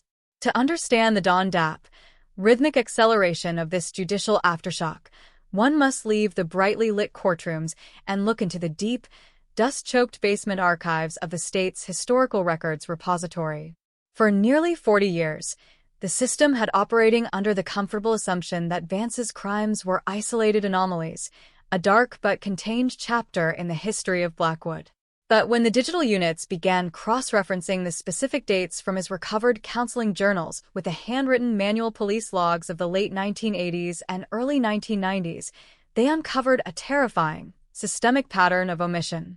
The files revealed that Vance had actively manipulated the primitive record-keeping systems of his era, using his sterling reputation as a community advocate to quietly steer investigators away from the true, sprawling geography of his campaign. The technical core of this new investigative front relies on the systematic application of predictive data models to old, unclassified missing persons files that had been written off as runaway cases during the analog era.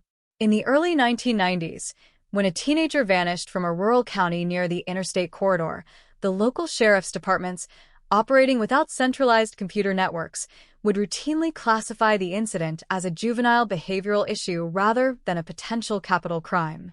Vance understood this systemic bias to perfection.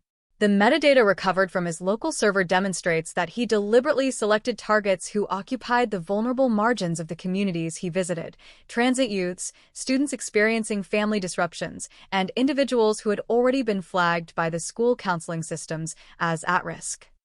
He used his deep understanding of adolescent psychology to stage the scenes, leaving behind a subtle trail of false indicators: a packed suitcase left in a bus locker, a forged note to a friend, that practically guaranteed the early task forces would spend months chasing ghosts while he returned to his office to draft progress reports. The telemetry of these historical omissions is being reconstructed by a specialized team of federal data analysts who have converted a secure wing of the state capitol into a high-intensity forensic audit center. The walls are lined with digital mapping screens that track the precise administrative movements of the regional school boards from 1988 to 1998 against a secondary layer of unclassified juvenile disappearances. The correlation is an ironclad, mathematical indictment that leaves absolutely no room for procedural denial. Every time Vance was appointed to chair a regional committee on juvenile delinquency, the local jurisdictions hosting the seminars experienced a sharp, unrecorded spike in cold case files within a specific 72-hour window. The prosecutor's office is preparing an expansive, multi-county omnibus indictment that treats his position on those very advisory boards not as community service, but as a series of high-level scouting expeditions, a state-funded mechanism that allowed him to analyze the administrative weaknesses of rural law enforcement before executing his crimes. The voiceover takes on a more Don Dapp, intense cadence as the narrative transitions to the structural reality of the Blackwood High School, which has become the epicenter of an unprecedented crisis of institutional trust.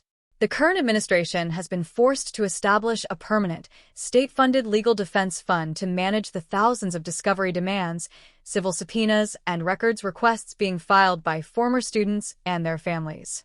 The school's quiet, brick facade, once a symbol of generational stability and Midwestern pride, is now viewed by the community as a monument to institutional blindness. Every classroom where Vance sat, every office where he held his private counseling sessions, is treated as a crime scene by the public consciousness.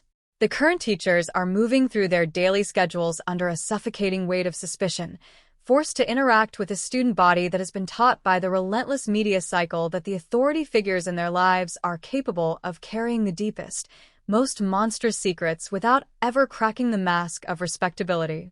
Meanwhile, inside the state crime laboratory, the physical analysis of the hoarded tokens recovered from the subterranean PVC vault has reached its final, definitive stage. The technicians are no longer merely looking for biological material. They are utilizing advanced nuclear resonance imaging to identify the microscopic structural wear patterns on the metallic surfaces of the jewelry tokens. The data shows that Vance didn't just store these items in the dark. He handled them with a specific, regular frequency, pulling them out of the sealed tubes during the exact dates that corresponded with the anniversaries of his crimes. The forensic timeline turns the metal cash box into a living psychological document, an extension of his obsession that he used to sustain his narcissistic focus during the long, quiet decades of his retirement.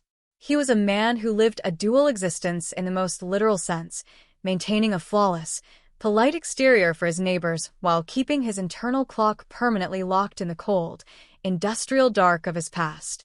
The behavioral analysis interviews conducted with Vance's former colleagues and professional peers reveal the terrifying effectiveness of his social performance. These individuals don't describe a man who is odd, distant, or difficult to work with. They remember an exceptional administrator who is always the first to volunteer for the difficult tasks, the man who stayed late to help a student draft a college essay, the person who organized the retirement parties for older staff members. He was so thoroughly, aggressively decent that he created a psychological blind spot in the minds of everyone around him. If an early investigator had ever suggested in 1992 that the counselor from Blackwood matched the physical description of the phantom seen near the interstate corridor, the suggestion would have been dismissed as an absurdity, an insult to a man who had dedicated his entire adult life to the protection of the community's children. This absolute mastery of the social contract is what makes his profile so deeply unsettling to the modern legal system. It suggests that respectability is not a barrier to evil, but the ultimate mechanism for its concealment. The legal teams managing the prosecution are constructing an evidentiary presentation that bypasses the traditional, emotional appeals of the analog era, choosing instead to build a DON-DAP, high-contrast digital narrative that functions with the cold, unyielding precision of an algorithm. Every piece of data pulled from the hidden server, the web-scraping logs, the automated risk analyses, the high-resolution images of the stolen student IDs, will be presented to the jury as a series of deliberate, administrative decisions made by a corporate executive managing a business enterprise. The prosecution is avoiding the trap of treating Vance as a traditional madman. They are framing him as a white-collar criminal whose currency happened to be human lives, a meticulous bureaucrat who utilized his intelligence and his structural position within the state to manufacture an absolute immunity that lasted for 40 long, silent years. The voiceover hits a DON-DAP, highly cinematic peak as the wet, freezing summer of 2026 reaches its conclusion, bringing with it a series of low-pressure storm systems that plunge the valley town of Blackwood into a permanent, iron-gray twilight. The heavy rain pours over the concrete plaza of the county courthouse, the stone steps slick and reflective under the flashing emergency strobes of the transport vehicles waiting in the security tunnel. Inside his maximum security isolation cell, Arthur Vance sits on the edge of the low-metal bunk, his hands clasped tightly behind his knees, his eyes fixed on the mechanical, rhythmic sweeping of the surveillance camera mounted above the steel door. He has been stripped of his names, his titles, his respectability, and his camouflage. He is no longer the counselor who guided the future of a town, no longer the pillar of the community, and no longer the phantom of the woods. He is simply inmate number 88419, a biological entity trapped inside a technological panopticon that will not stop until the final legal judgment is written into the permanent registry of the condemned, leaving the town of Blackwood to finally, truly, take its first real breath in 40 long, agonizing years. The transition from this administrative finality into the psychological deconstruction of Vance's final decade of freedom reveals just how narrow the margin of his survival truly was. As the cyberforensics units reconstruct the web traffic logs from his home router dating from 2020 to 2025, they discover that the killer was experiencing a profound, low-frequency panic as the state's genealogical databases began to expand across consumer platforms. He wasn't tracking the local police anymore. He was obsessively monitoring the public terms of service updates for companies like Ancestry and 23andMe. He understood with perfect clarity that the analog camouflage he had built in the 20th century was completely useless against a world wherein distant third cousin could upload a saliva sample and accidentally turn his entire lineage into a forensic target. His late-night searches show a man who knew the net was closing, a predator who spent his final years of retirement sitting on his porch, watching the delivery trucks and the utility vans pass his house, wondering if the next knock at the door would be the administrative error that finally ended his 40-year run. The voiceover maintains its Don-Dap, rhythmic cadence as we look at the physical demolition of the Vance estate, an event that has turned the residential cul-de-sac into an open-air public theater of historical reckoning. The City Council's emergency demolition order is being executed by heavy crews who have surrounded the brick ranch house with high-contrast environmental containment shields. They aren't just tearing down a building, they are treating the structure as an industrial biohazard, systematically crushing the drywall, the timber, and the concrete foundations into a uniform, sterile aggregate that will be buried in an unlisted state landfill 3 counties away.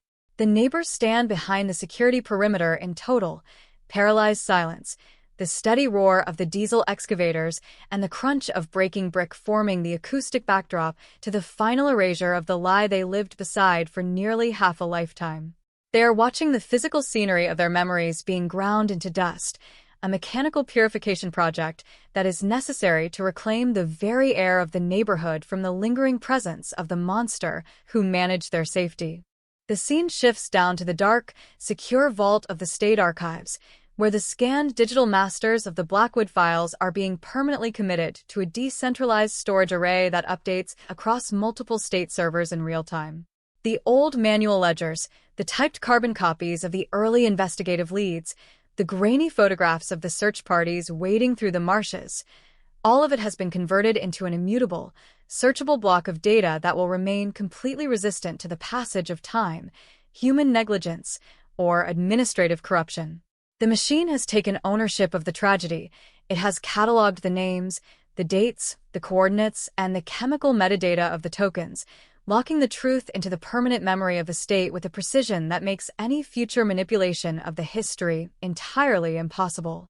The file is closed, the net is locked, and the true history of Arthur Vance's double life is now a matter of permanent record, an unyielding monument to the fact that while a killer can outrun the memory of a community, he cannot outsmart the cold, unblinking architecture of a future that refuses to let the dark remain hidden in the cold. The momentum of the data stream does not slow down.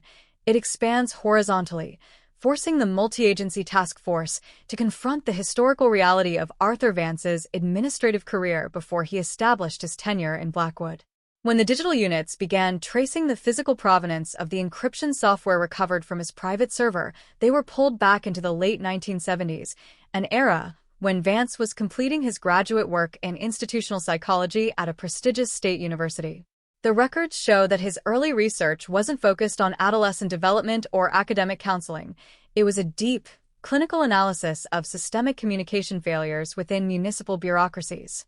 He was studying the precise ways in which information gets lost, misclassified, or completely ignored as it moves through manual filing systems. The realization hits the modern investigators with a cold, terrifying weight. Vance didn't just stumble into the administrative blind spots of law enforcement by accident. He had spent his youth studying the flaws in the architecture of the state, using his academic training to design a criminal methodology that was mathematically optimized to exploit the fragmentation of human record-keeping. This historical context transforms the entire profile of the upcoming trial, shifting the prosecution's focus from a localized cold case into a sweeping, structural evaluation of an institutional predator. The data recovered from his early student files reveals that from 1978 to 1982, Vance volunteered as a civilian data analyst for a regional juvenile diversion program, a position that gave him unmonitored access to the master logbooks of missing persons reports, runaway classifications, and juvenile delinquency trends across 4 counties. He was learning how the system categorized human vulnerability, studying the exact phrases and indicators that would cause a local sheriff to write off a disappearance as a domestic issue rather than a potential homicide. He used this insider knowledge to draft his own operational blueprints, ensuring that when he began his campaign in the mid-1980s, every single abduction was meticulously staged to mimic the behavioral patterns of transient runaways, effectively turning the state's own administrative biases into his primary defensive shield. The technical visualization models prepared by the state prosecution team have converted the second floor of the courthouse into an interactive, multi-layered digital theater of war. Analysts have reconstructed a comprehensive, temporal map that integrates Vance's academic transcripts, employment history, and professional travel logs into a single, high-resolution timeline that spans 44 years. When the software executes the correlation script, the monitors illuminate with a devastating, multi-state sequence of red clusters. The data shows that the Blackwood cases were not the origin of his methodology. They were the refined, localized peak of a criminal trajectory that began in the transient housing complexes and highway rest stops of his university years. The prosecutor's office is preparing a secondary, federal omnibus indictment that treats his entire academic and professional pedigree not as a record of civic achievement, but as a long, systematic training phase for a serial predator who managed to hide his obsession inside the very systems designed to analyze human behavior. The voiceover takes on a more Dawn-Dap, intense cadence as the narrative transitions to the internal administrative deconstruction of the State University's psychology department, which has fallen into a state of profound, silent panic. A joint federal audit team has sealed the historical department archives, deploying high-speed scanning systems to convert decades of student records, faculty recommendations, and research papers into a searchable digital database. Investigators are uncovering old, handwritten evaluations from his professors, documents that praised Vance as an exceptionally disciplined mind with a rare capacity for objective analytical detachment. The dark, stomach-turning irony is palpable in the quiet university halls. The very traits that made him an academic star, his precision, his emotional distance, his administrative organization, were the psychological components he required to execute a multi-decade campaign of capital murder without ever triggering a single behavioral red flag in the people who evaluated him. Meanwhile, inside the State Forensic Lab's Cybercrimes Division, the extraction teams are parsing the structural data layers of the communication logs found on Vance's home server from the late 1990s. The technical data reveals that during the early transition from manual teletype networks to the National Crime Information Center's digital database, Vance utilized his credentials as a certified juvenile justice advisor to establish a remote terminal connection from his home study. He was actively logging into the primitive federal data portals, reading internal system design manuals, and tracking the technical limitations of the early algorithmic search tools. He understood that the early databases were dependent on exact text matches, a limitation he weaponized by making sure that the biographical data of his targets, their names, dates of birth, and home counties, were consistently obfuscated or mismatched across regional filings, ensuring that his crimes remained invisible to the primitive, slow-moving digital infrastructure of the late 20th century. The physical exposure of this administrative betrayal has plunged the broader academic and counseling community into a sweeping existential crisis that is redefining the concept of institutional trust. The State Department of Professional Regulation has issued an immediate, emergency mandate ordering the total background exhumation, biometric data verification, and behavioral rescreening of every educational consultant and school counselor who received a state license prior to 2000. The project is an immense, Bureaucratic mobilization that has turned the quiet licensing boards of the Capitol into a high-intensity compliance lab, where teams of data specialists are manual cross-referencing thousands of historical application files against the national database of unsolved homicides, realizing with a cold, professional dread that the institutional respectability they used to validate their personnel was the ultimate camouflage for the monsters hiding in their midst. The legal teams managing the defense of the 72-year-old killer are experiencing a total, systemic collapse of their procedural strategy. The traditional defensive tactics of the analog era, delaying the trial until witnesses pass away, challenging the memory of aging relatives, or appealing to the clean character record of a local citizen, are completely useless against a prosecution strategy that relies exclusively on immutable metadata and nuclear-grade forensic imaging. The defense has attempted to file a series of desperate, high-volume omnibus motions to exclude the university records and early employment data, arguing that the historical files are beyond the statute of limitations for administrative discovery, and that their introduction would create an unconstitutional prejudice in the minds of the jury. But their procedural objections are systematically crumbling against the ironclad chain of continuity established by the state's digital analysts, who have mapped the technical development of Vance's methodology with a mathematical precision that leaves absolutely no room for alternative, benign interpretations. The voiceover hits a dawn dap, highly cinematic peak as the dark, stormy summer of 2026 transitions into a freezing, early winter, bringing with it a series of low-pressure fronts that blanket the state capitol in a thick, silver sheet of ice. The heavy sleet rattles against the high windows of the county courthouse, the stone columns of the facade slick and gleaming under the flashing blue and red strobes of the maximum security transport vans waiting in the subterranean security tunnel. Inside his isolation cell, Arthur Vance sits in absolute silence, his ankles chained to the floorboards, his frail wrists locked in a heavy leather transport belt that constricts his movement. He is a man who spent 40 years operating as the absolute master of his environment, using his intelligence, his academic credentials, and his flawless social performance to dictate the reality of an entire community. But inside this clinical, technological machine, his complexity has been entirely vaporized. He is no longer the scholar, no longer the counselor, and no longer the phantom of the woods. He is simply inmate number 88419, a biological anomaly being processed by an unblinking digital panopticon that will not stop until his real history is written into the permanent registry of the condemned, leaving the valley town of Blackwood to finally, truly, take its first real breath in 40 long, agonizing years. The transition from this administrative isolation into the deep psychological profiling of Vance's final months of freedom exposes the utter disintegration of his internal reality before the tactical teams ever crossed his threshold. As the cyberforensics units finish reconstructing the web traffic logs from his home router during the winter of 2025, they discover that the killer was spending his late-night hours in a state of frantic, digital obsession. He wasn't tracking the movements of the local police or reviewing old court dockets. He was repeatedly executing searches on his own family name through commercial DNA sequencing forums. He understood with perfect, mathematical clarity that the flawless analog camouflage he had spent his life constructing was completely useless against a world where a distant relative could upload a saliva sample to a genealogy website and inadvertently convert his entire family tree into a forensic beacon. His data footprint shows a predator who knew his time had run out, an old man sitting in his silent study, watching the battery indicators on his encrypted servers flicker in the dark, knowing that the technology of the future had finally caught up with the crimes of his youth. The voiceover maintains its dawn dap, rhythmic cadence as we focus on the final destruction of the physical artifacts recovered from Vance's home, an event that has turned the State Crime Lab's disposal facility into a silent theater of historical finality.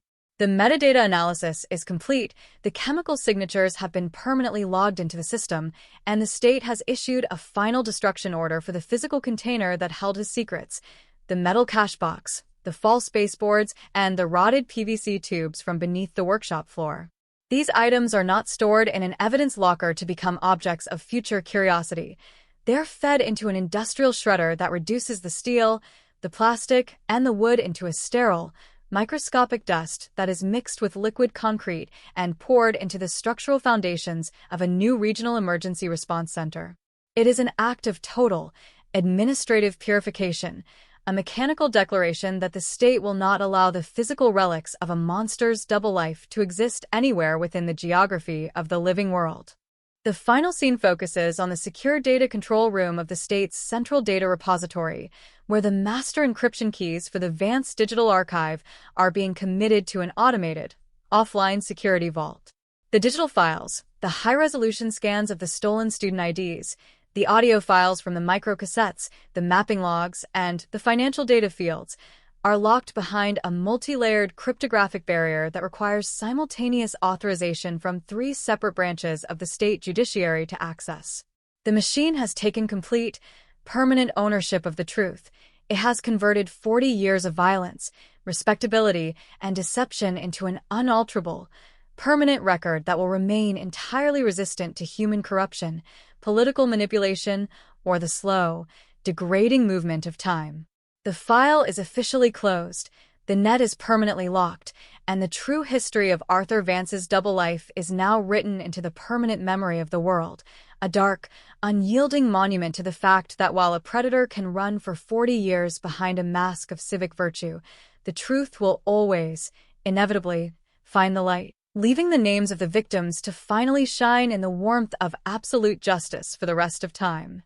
The administrative and historical deconstruction of Arthur Vance's dual existence did not merely reshape the modern protocols of the state's judicial system, it initiated an intense, multi-layered forensic investigation into his behavioral patterns during the mid-1980s, a period that the state prosecution team now defines as the operational genesis of his campaign. To understand the Don Dapp, highly rhythmic progression of this deep history exhumation, one must bypass the current legal updates and look into the technical data logs compiled by the Joint State-Federal Behavioral Mapping Unit. For nearly 40 years, the narrative surrounding the Blackwood disappearances focused exclusively on the geographical terrain of the Valley Park, treating the woods as the primary variable in the killer's ability to evade detection. However, the data recovered from his student records and early academic publications from 1983 to 1985 reveals a far more calculated, systemic reality. Vance did not select Blackwood because he was familiar with the trees. He selected it because his clinical evaluation of rural law enforcement records indicated that the town was an administrative dead zone, entirely unequipped to handle a technical predator who left no physical or digital indicators. The analytical core of this historical phase of the investigation relies on the absolute reconstruction of Vance's master's thesis, an unclassified, data-heavy monograph titled The Metrics of Administrative Omission in Rural Law Enforcement Networks, which had sat undisturbed in the university's off-site storage facility since 1984. When the cyberforensics team scanned and digitized the text using high-contrast optical character recognition, they uncovered a comprehensive blueprint for structural evasion.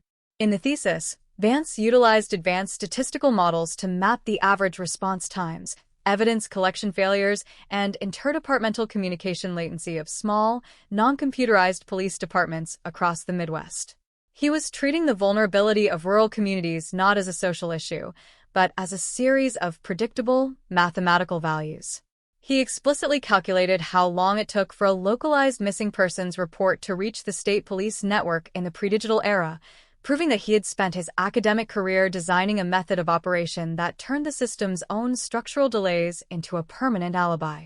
This realization has completely rewired the prosecution's evidentiary strategy for the upcoming trial, shifting the presentation away from a standard forensic match and into a comprehensive exposure of a multi-decade administrative conspiracy.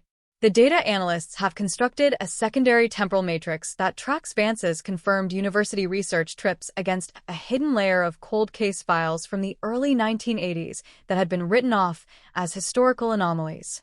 The correlation is an ironclad, mathematical indictment that leaves absolutely no room for procedural suppression. Every time Vance requested access to a rural county's manual police archives under the guise of an academic research grant, the local traffic logs and localized missing persons registries in that specific area experienced an immediate, undocumented anomaly within a 72-hour window. He was utilizing his student credentials as a high-level reconnaissance tool, mapping the technological and structural weaknesses of the communities he intended to target before he ever crossed their borders with an active intent to commit a capital crime. The voiceover takes on a more dap, intense cadence as the narrative transitions to the internal administrative deconstruction of the State University's graduate housing archives, where Vance lived during the initial phases of his criminal development. A specialized federal recovery unit has systematically sealed the historical real estate and utility ledgers of the university district, deploying high-speed digitization arrays to convert decades of physical paperwork into searchable metadata fields. Investigators are uncovering a parallel network of cash-only storage unit leases and anonymous post office boxes registered under structural variations of his academic alias, locations that Vance maintained without ever logging them on his official university financial aid applications. The dark, stomach-turning irony is palpable in the sterile archive rooms. The very system that was funding his intellectual development was providing him with the financial and logistical anonymity he required to establish his early hunting infrastructure, allowing him to stockpile supplies, map transport corridors, and archive his early research data entirely outside the reach of traditional surveillance. Meanwhile, inside the State Crime Laboratory's high-technology division, the extraction teams are parsing the structural data layers of the microcassette audio recordings recovered from the concrete vault beneath his workshop. The technical data reveals that Vance's use of audio recording was not an auxiliary aspect of his obsession. It was an active, data-driven system of behavioral analysis. Utilizing advanced digital audio processing software, the forensic technicians have isolated the background frequencies embedded in the analog tapes, filtering out the voice data to analyze the acoustic signatures of the environments where the recordings were made. The data shows that many of the tapes were not recorded in his official school counseling office, but in his personal vehicle, utilizing high-sensitivity, concealed microphones to capture the unguided, vulnerable conversations of the adolescents he traveled with during state-authorized field trips. He was collecting psychological source material, converting the raw trauma of his students into an empirical database that he used to refine his techniques of human manipulation, turning his professional status into a license to harvest the vulnerabilities of the very community that celebrated him as a local hero. The physical exposure of this systematic exploitation has plunged the broader educational and mental health community into a sweeping existential crisis that is transforming the compliance frameworks of school boards across the country. The State Department of Professional Regulation has issued an immediate mandate ordering the historical background exhumation, biometric fingerprint re-verification, and comprehensive data rescreening of every educational consultant, academic advisor, and school psychologist who received a license prior to the implementation of automated digital verification networks in 2005. The project is an immense, bureaucratic mobilization that has turned the quiet licensing boards of the Capitol into a high-intensity compliance lab, where teams of data specialists are manual cross-referencing thousands of historical application files against the national database of unsolved homicides, realizing with a cold, professional dread that the institutional respectability they used to validate their personnel was the ultimate camouflage for the monsters hiding in their midst. The legal teams managing the defense of the 72-year-old killer are experiencing a total, systemic collapse of their procedural strategy. The traditional defensive tactics of the analog era, delaying the trial until witnesses pass away, challenging the memory of aging relatives, or appealing to the clean character record of a local citizen, are completely useless against a prosecution strategy that relies exclusively on immutable metadata and nuclear-grade forensic imaging. The defense has attempted to file a series of desperate, high-volume omnibus motions to exclude the university records and early research data, arguing that the historical files are beyond the statute of limitations for administrative discovery, and that their introduction would create an unconstitutional prejudice in the minds of the jury. But their procedural objections are systematically crumbling against the ironclad chain of continuity established by the state's digital analysts, who have mapped the technical development of Vance's methodology with a mathematical precision that leaves absolutely no room for alternative, benign interpretations. The voiceover hits a dawn-dap, highly cinematic peak as the dark, stormy summer of 2026 transitions into a freezing, early winter, bringing with it a series of low-pressure fronts that blanket the state capitol in a thick, silver sheet of ice. The heavy sleet rattles against the high windows of the county courthouse, the stone columns of the facade slick and gleaming under the flashing blue and red strobes of the maximum security transport vans waiting in the subterranean security tunnel. Inside his isolation cell, Arthur Vance sits in absolute silence, his ankles chained to the floorboards, his frail wrists locked in a heavy leather transport belt that constricts his movement. He is a man who spent 40 years operating as the absolute master of his environment, using his intelligence, his academic credentials, and his flawless social performance to dictate the reality of an entire community. But inside this clinical, technological machine, his complexity has been entirely vaporized. He is no longer the scholar, no longer the counselor, and no longer the phantom of the woods. He is simply inmate number 88419, a biological anomaly being processed by an unblinking digital panopticon that will not stop until his real history is written into the permanent registry of the condemned, leaving the valley town of Blackwood to finally, truly, take its first real breath in 40 long, agonizing years.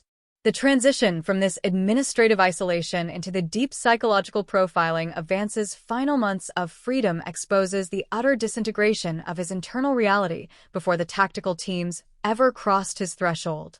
As the cyberforensics units finish reconstructing the web traffic logs from his home router during the winter of 2025, they discover that the killer was spending his late-night hours in a state of frantic, digital obsession. He wasn't tracking the movements of the local police or reviewing old court dockets. He was repeatedly executing searches on his own family name through commercial DNA sequencing forums. He understood with perfect, mathematical clarity that the flawless analog camouflage he had spent his life constructing was completely useless against a world where a distant relative could upload a saliva sample to a genealogy website and inadvertently convert his entire family tree into a forensic beacon. His data footprint shows a predator who knew his time had run out, an old man sitting in his silent study, watching the battery indicators on his encrypted servers flicker in the dark, knowing that the technology of the future had finally caught up with the crimes of his youth. The voiceover maintains its Don Dap, rhythmic cadence as we focus on the final destruction of the physical artifact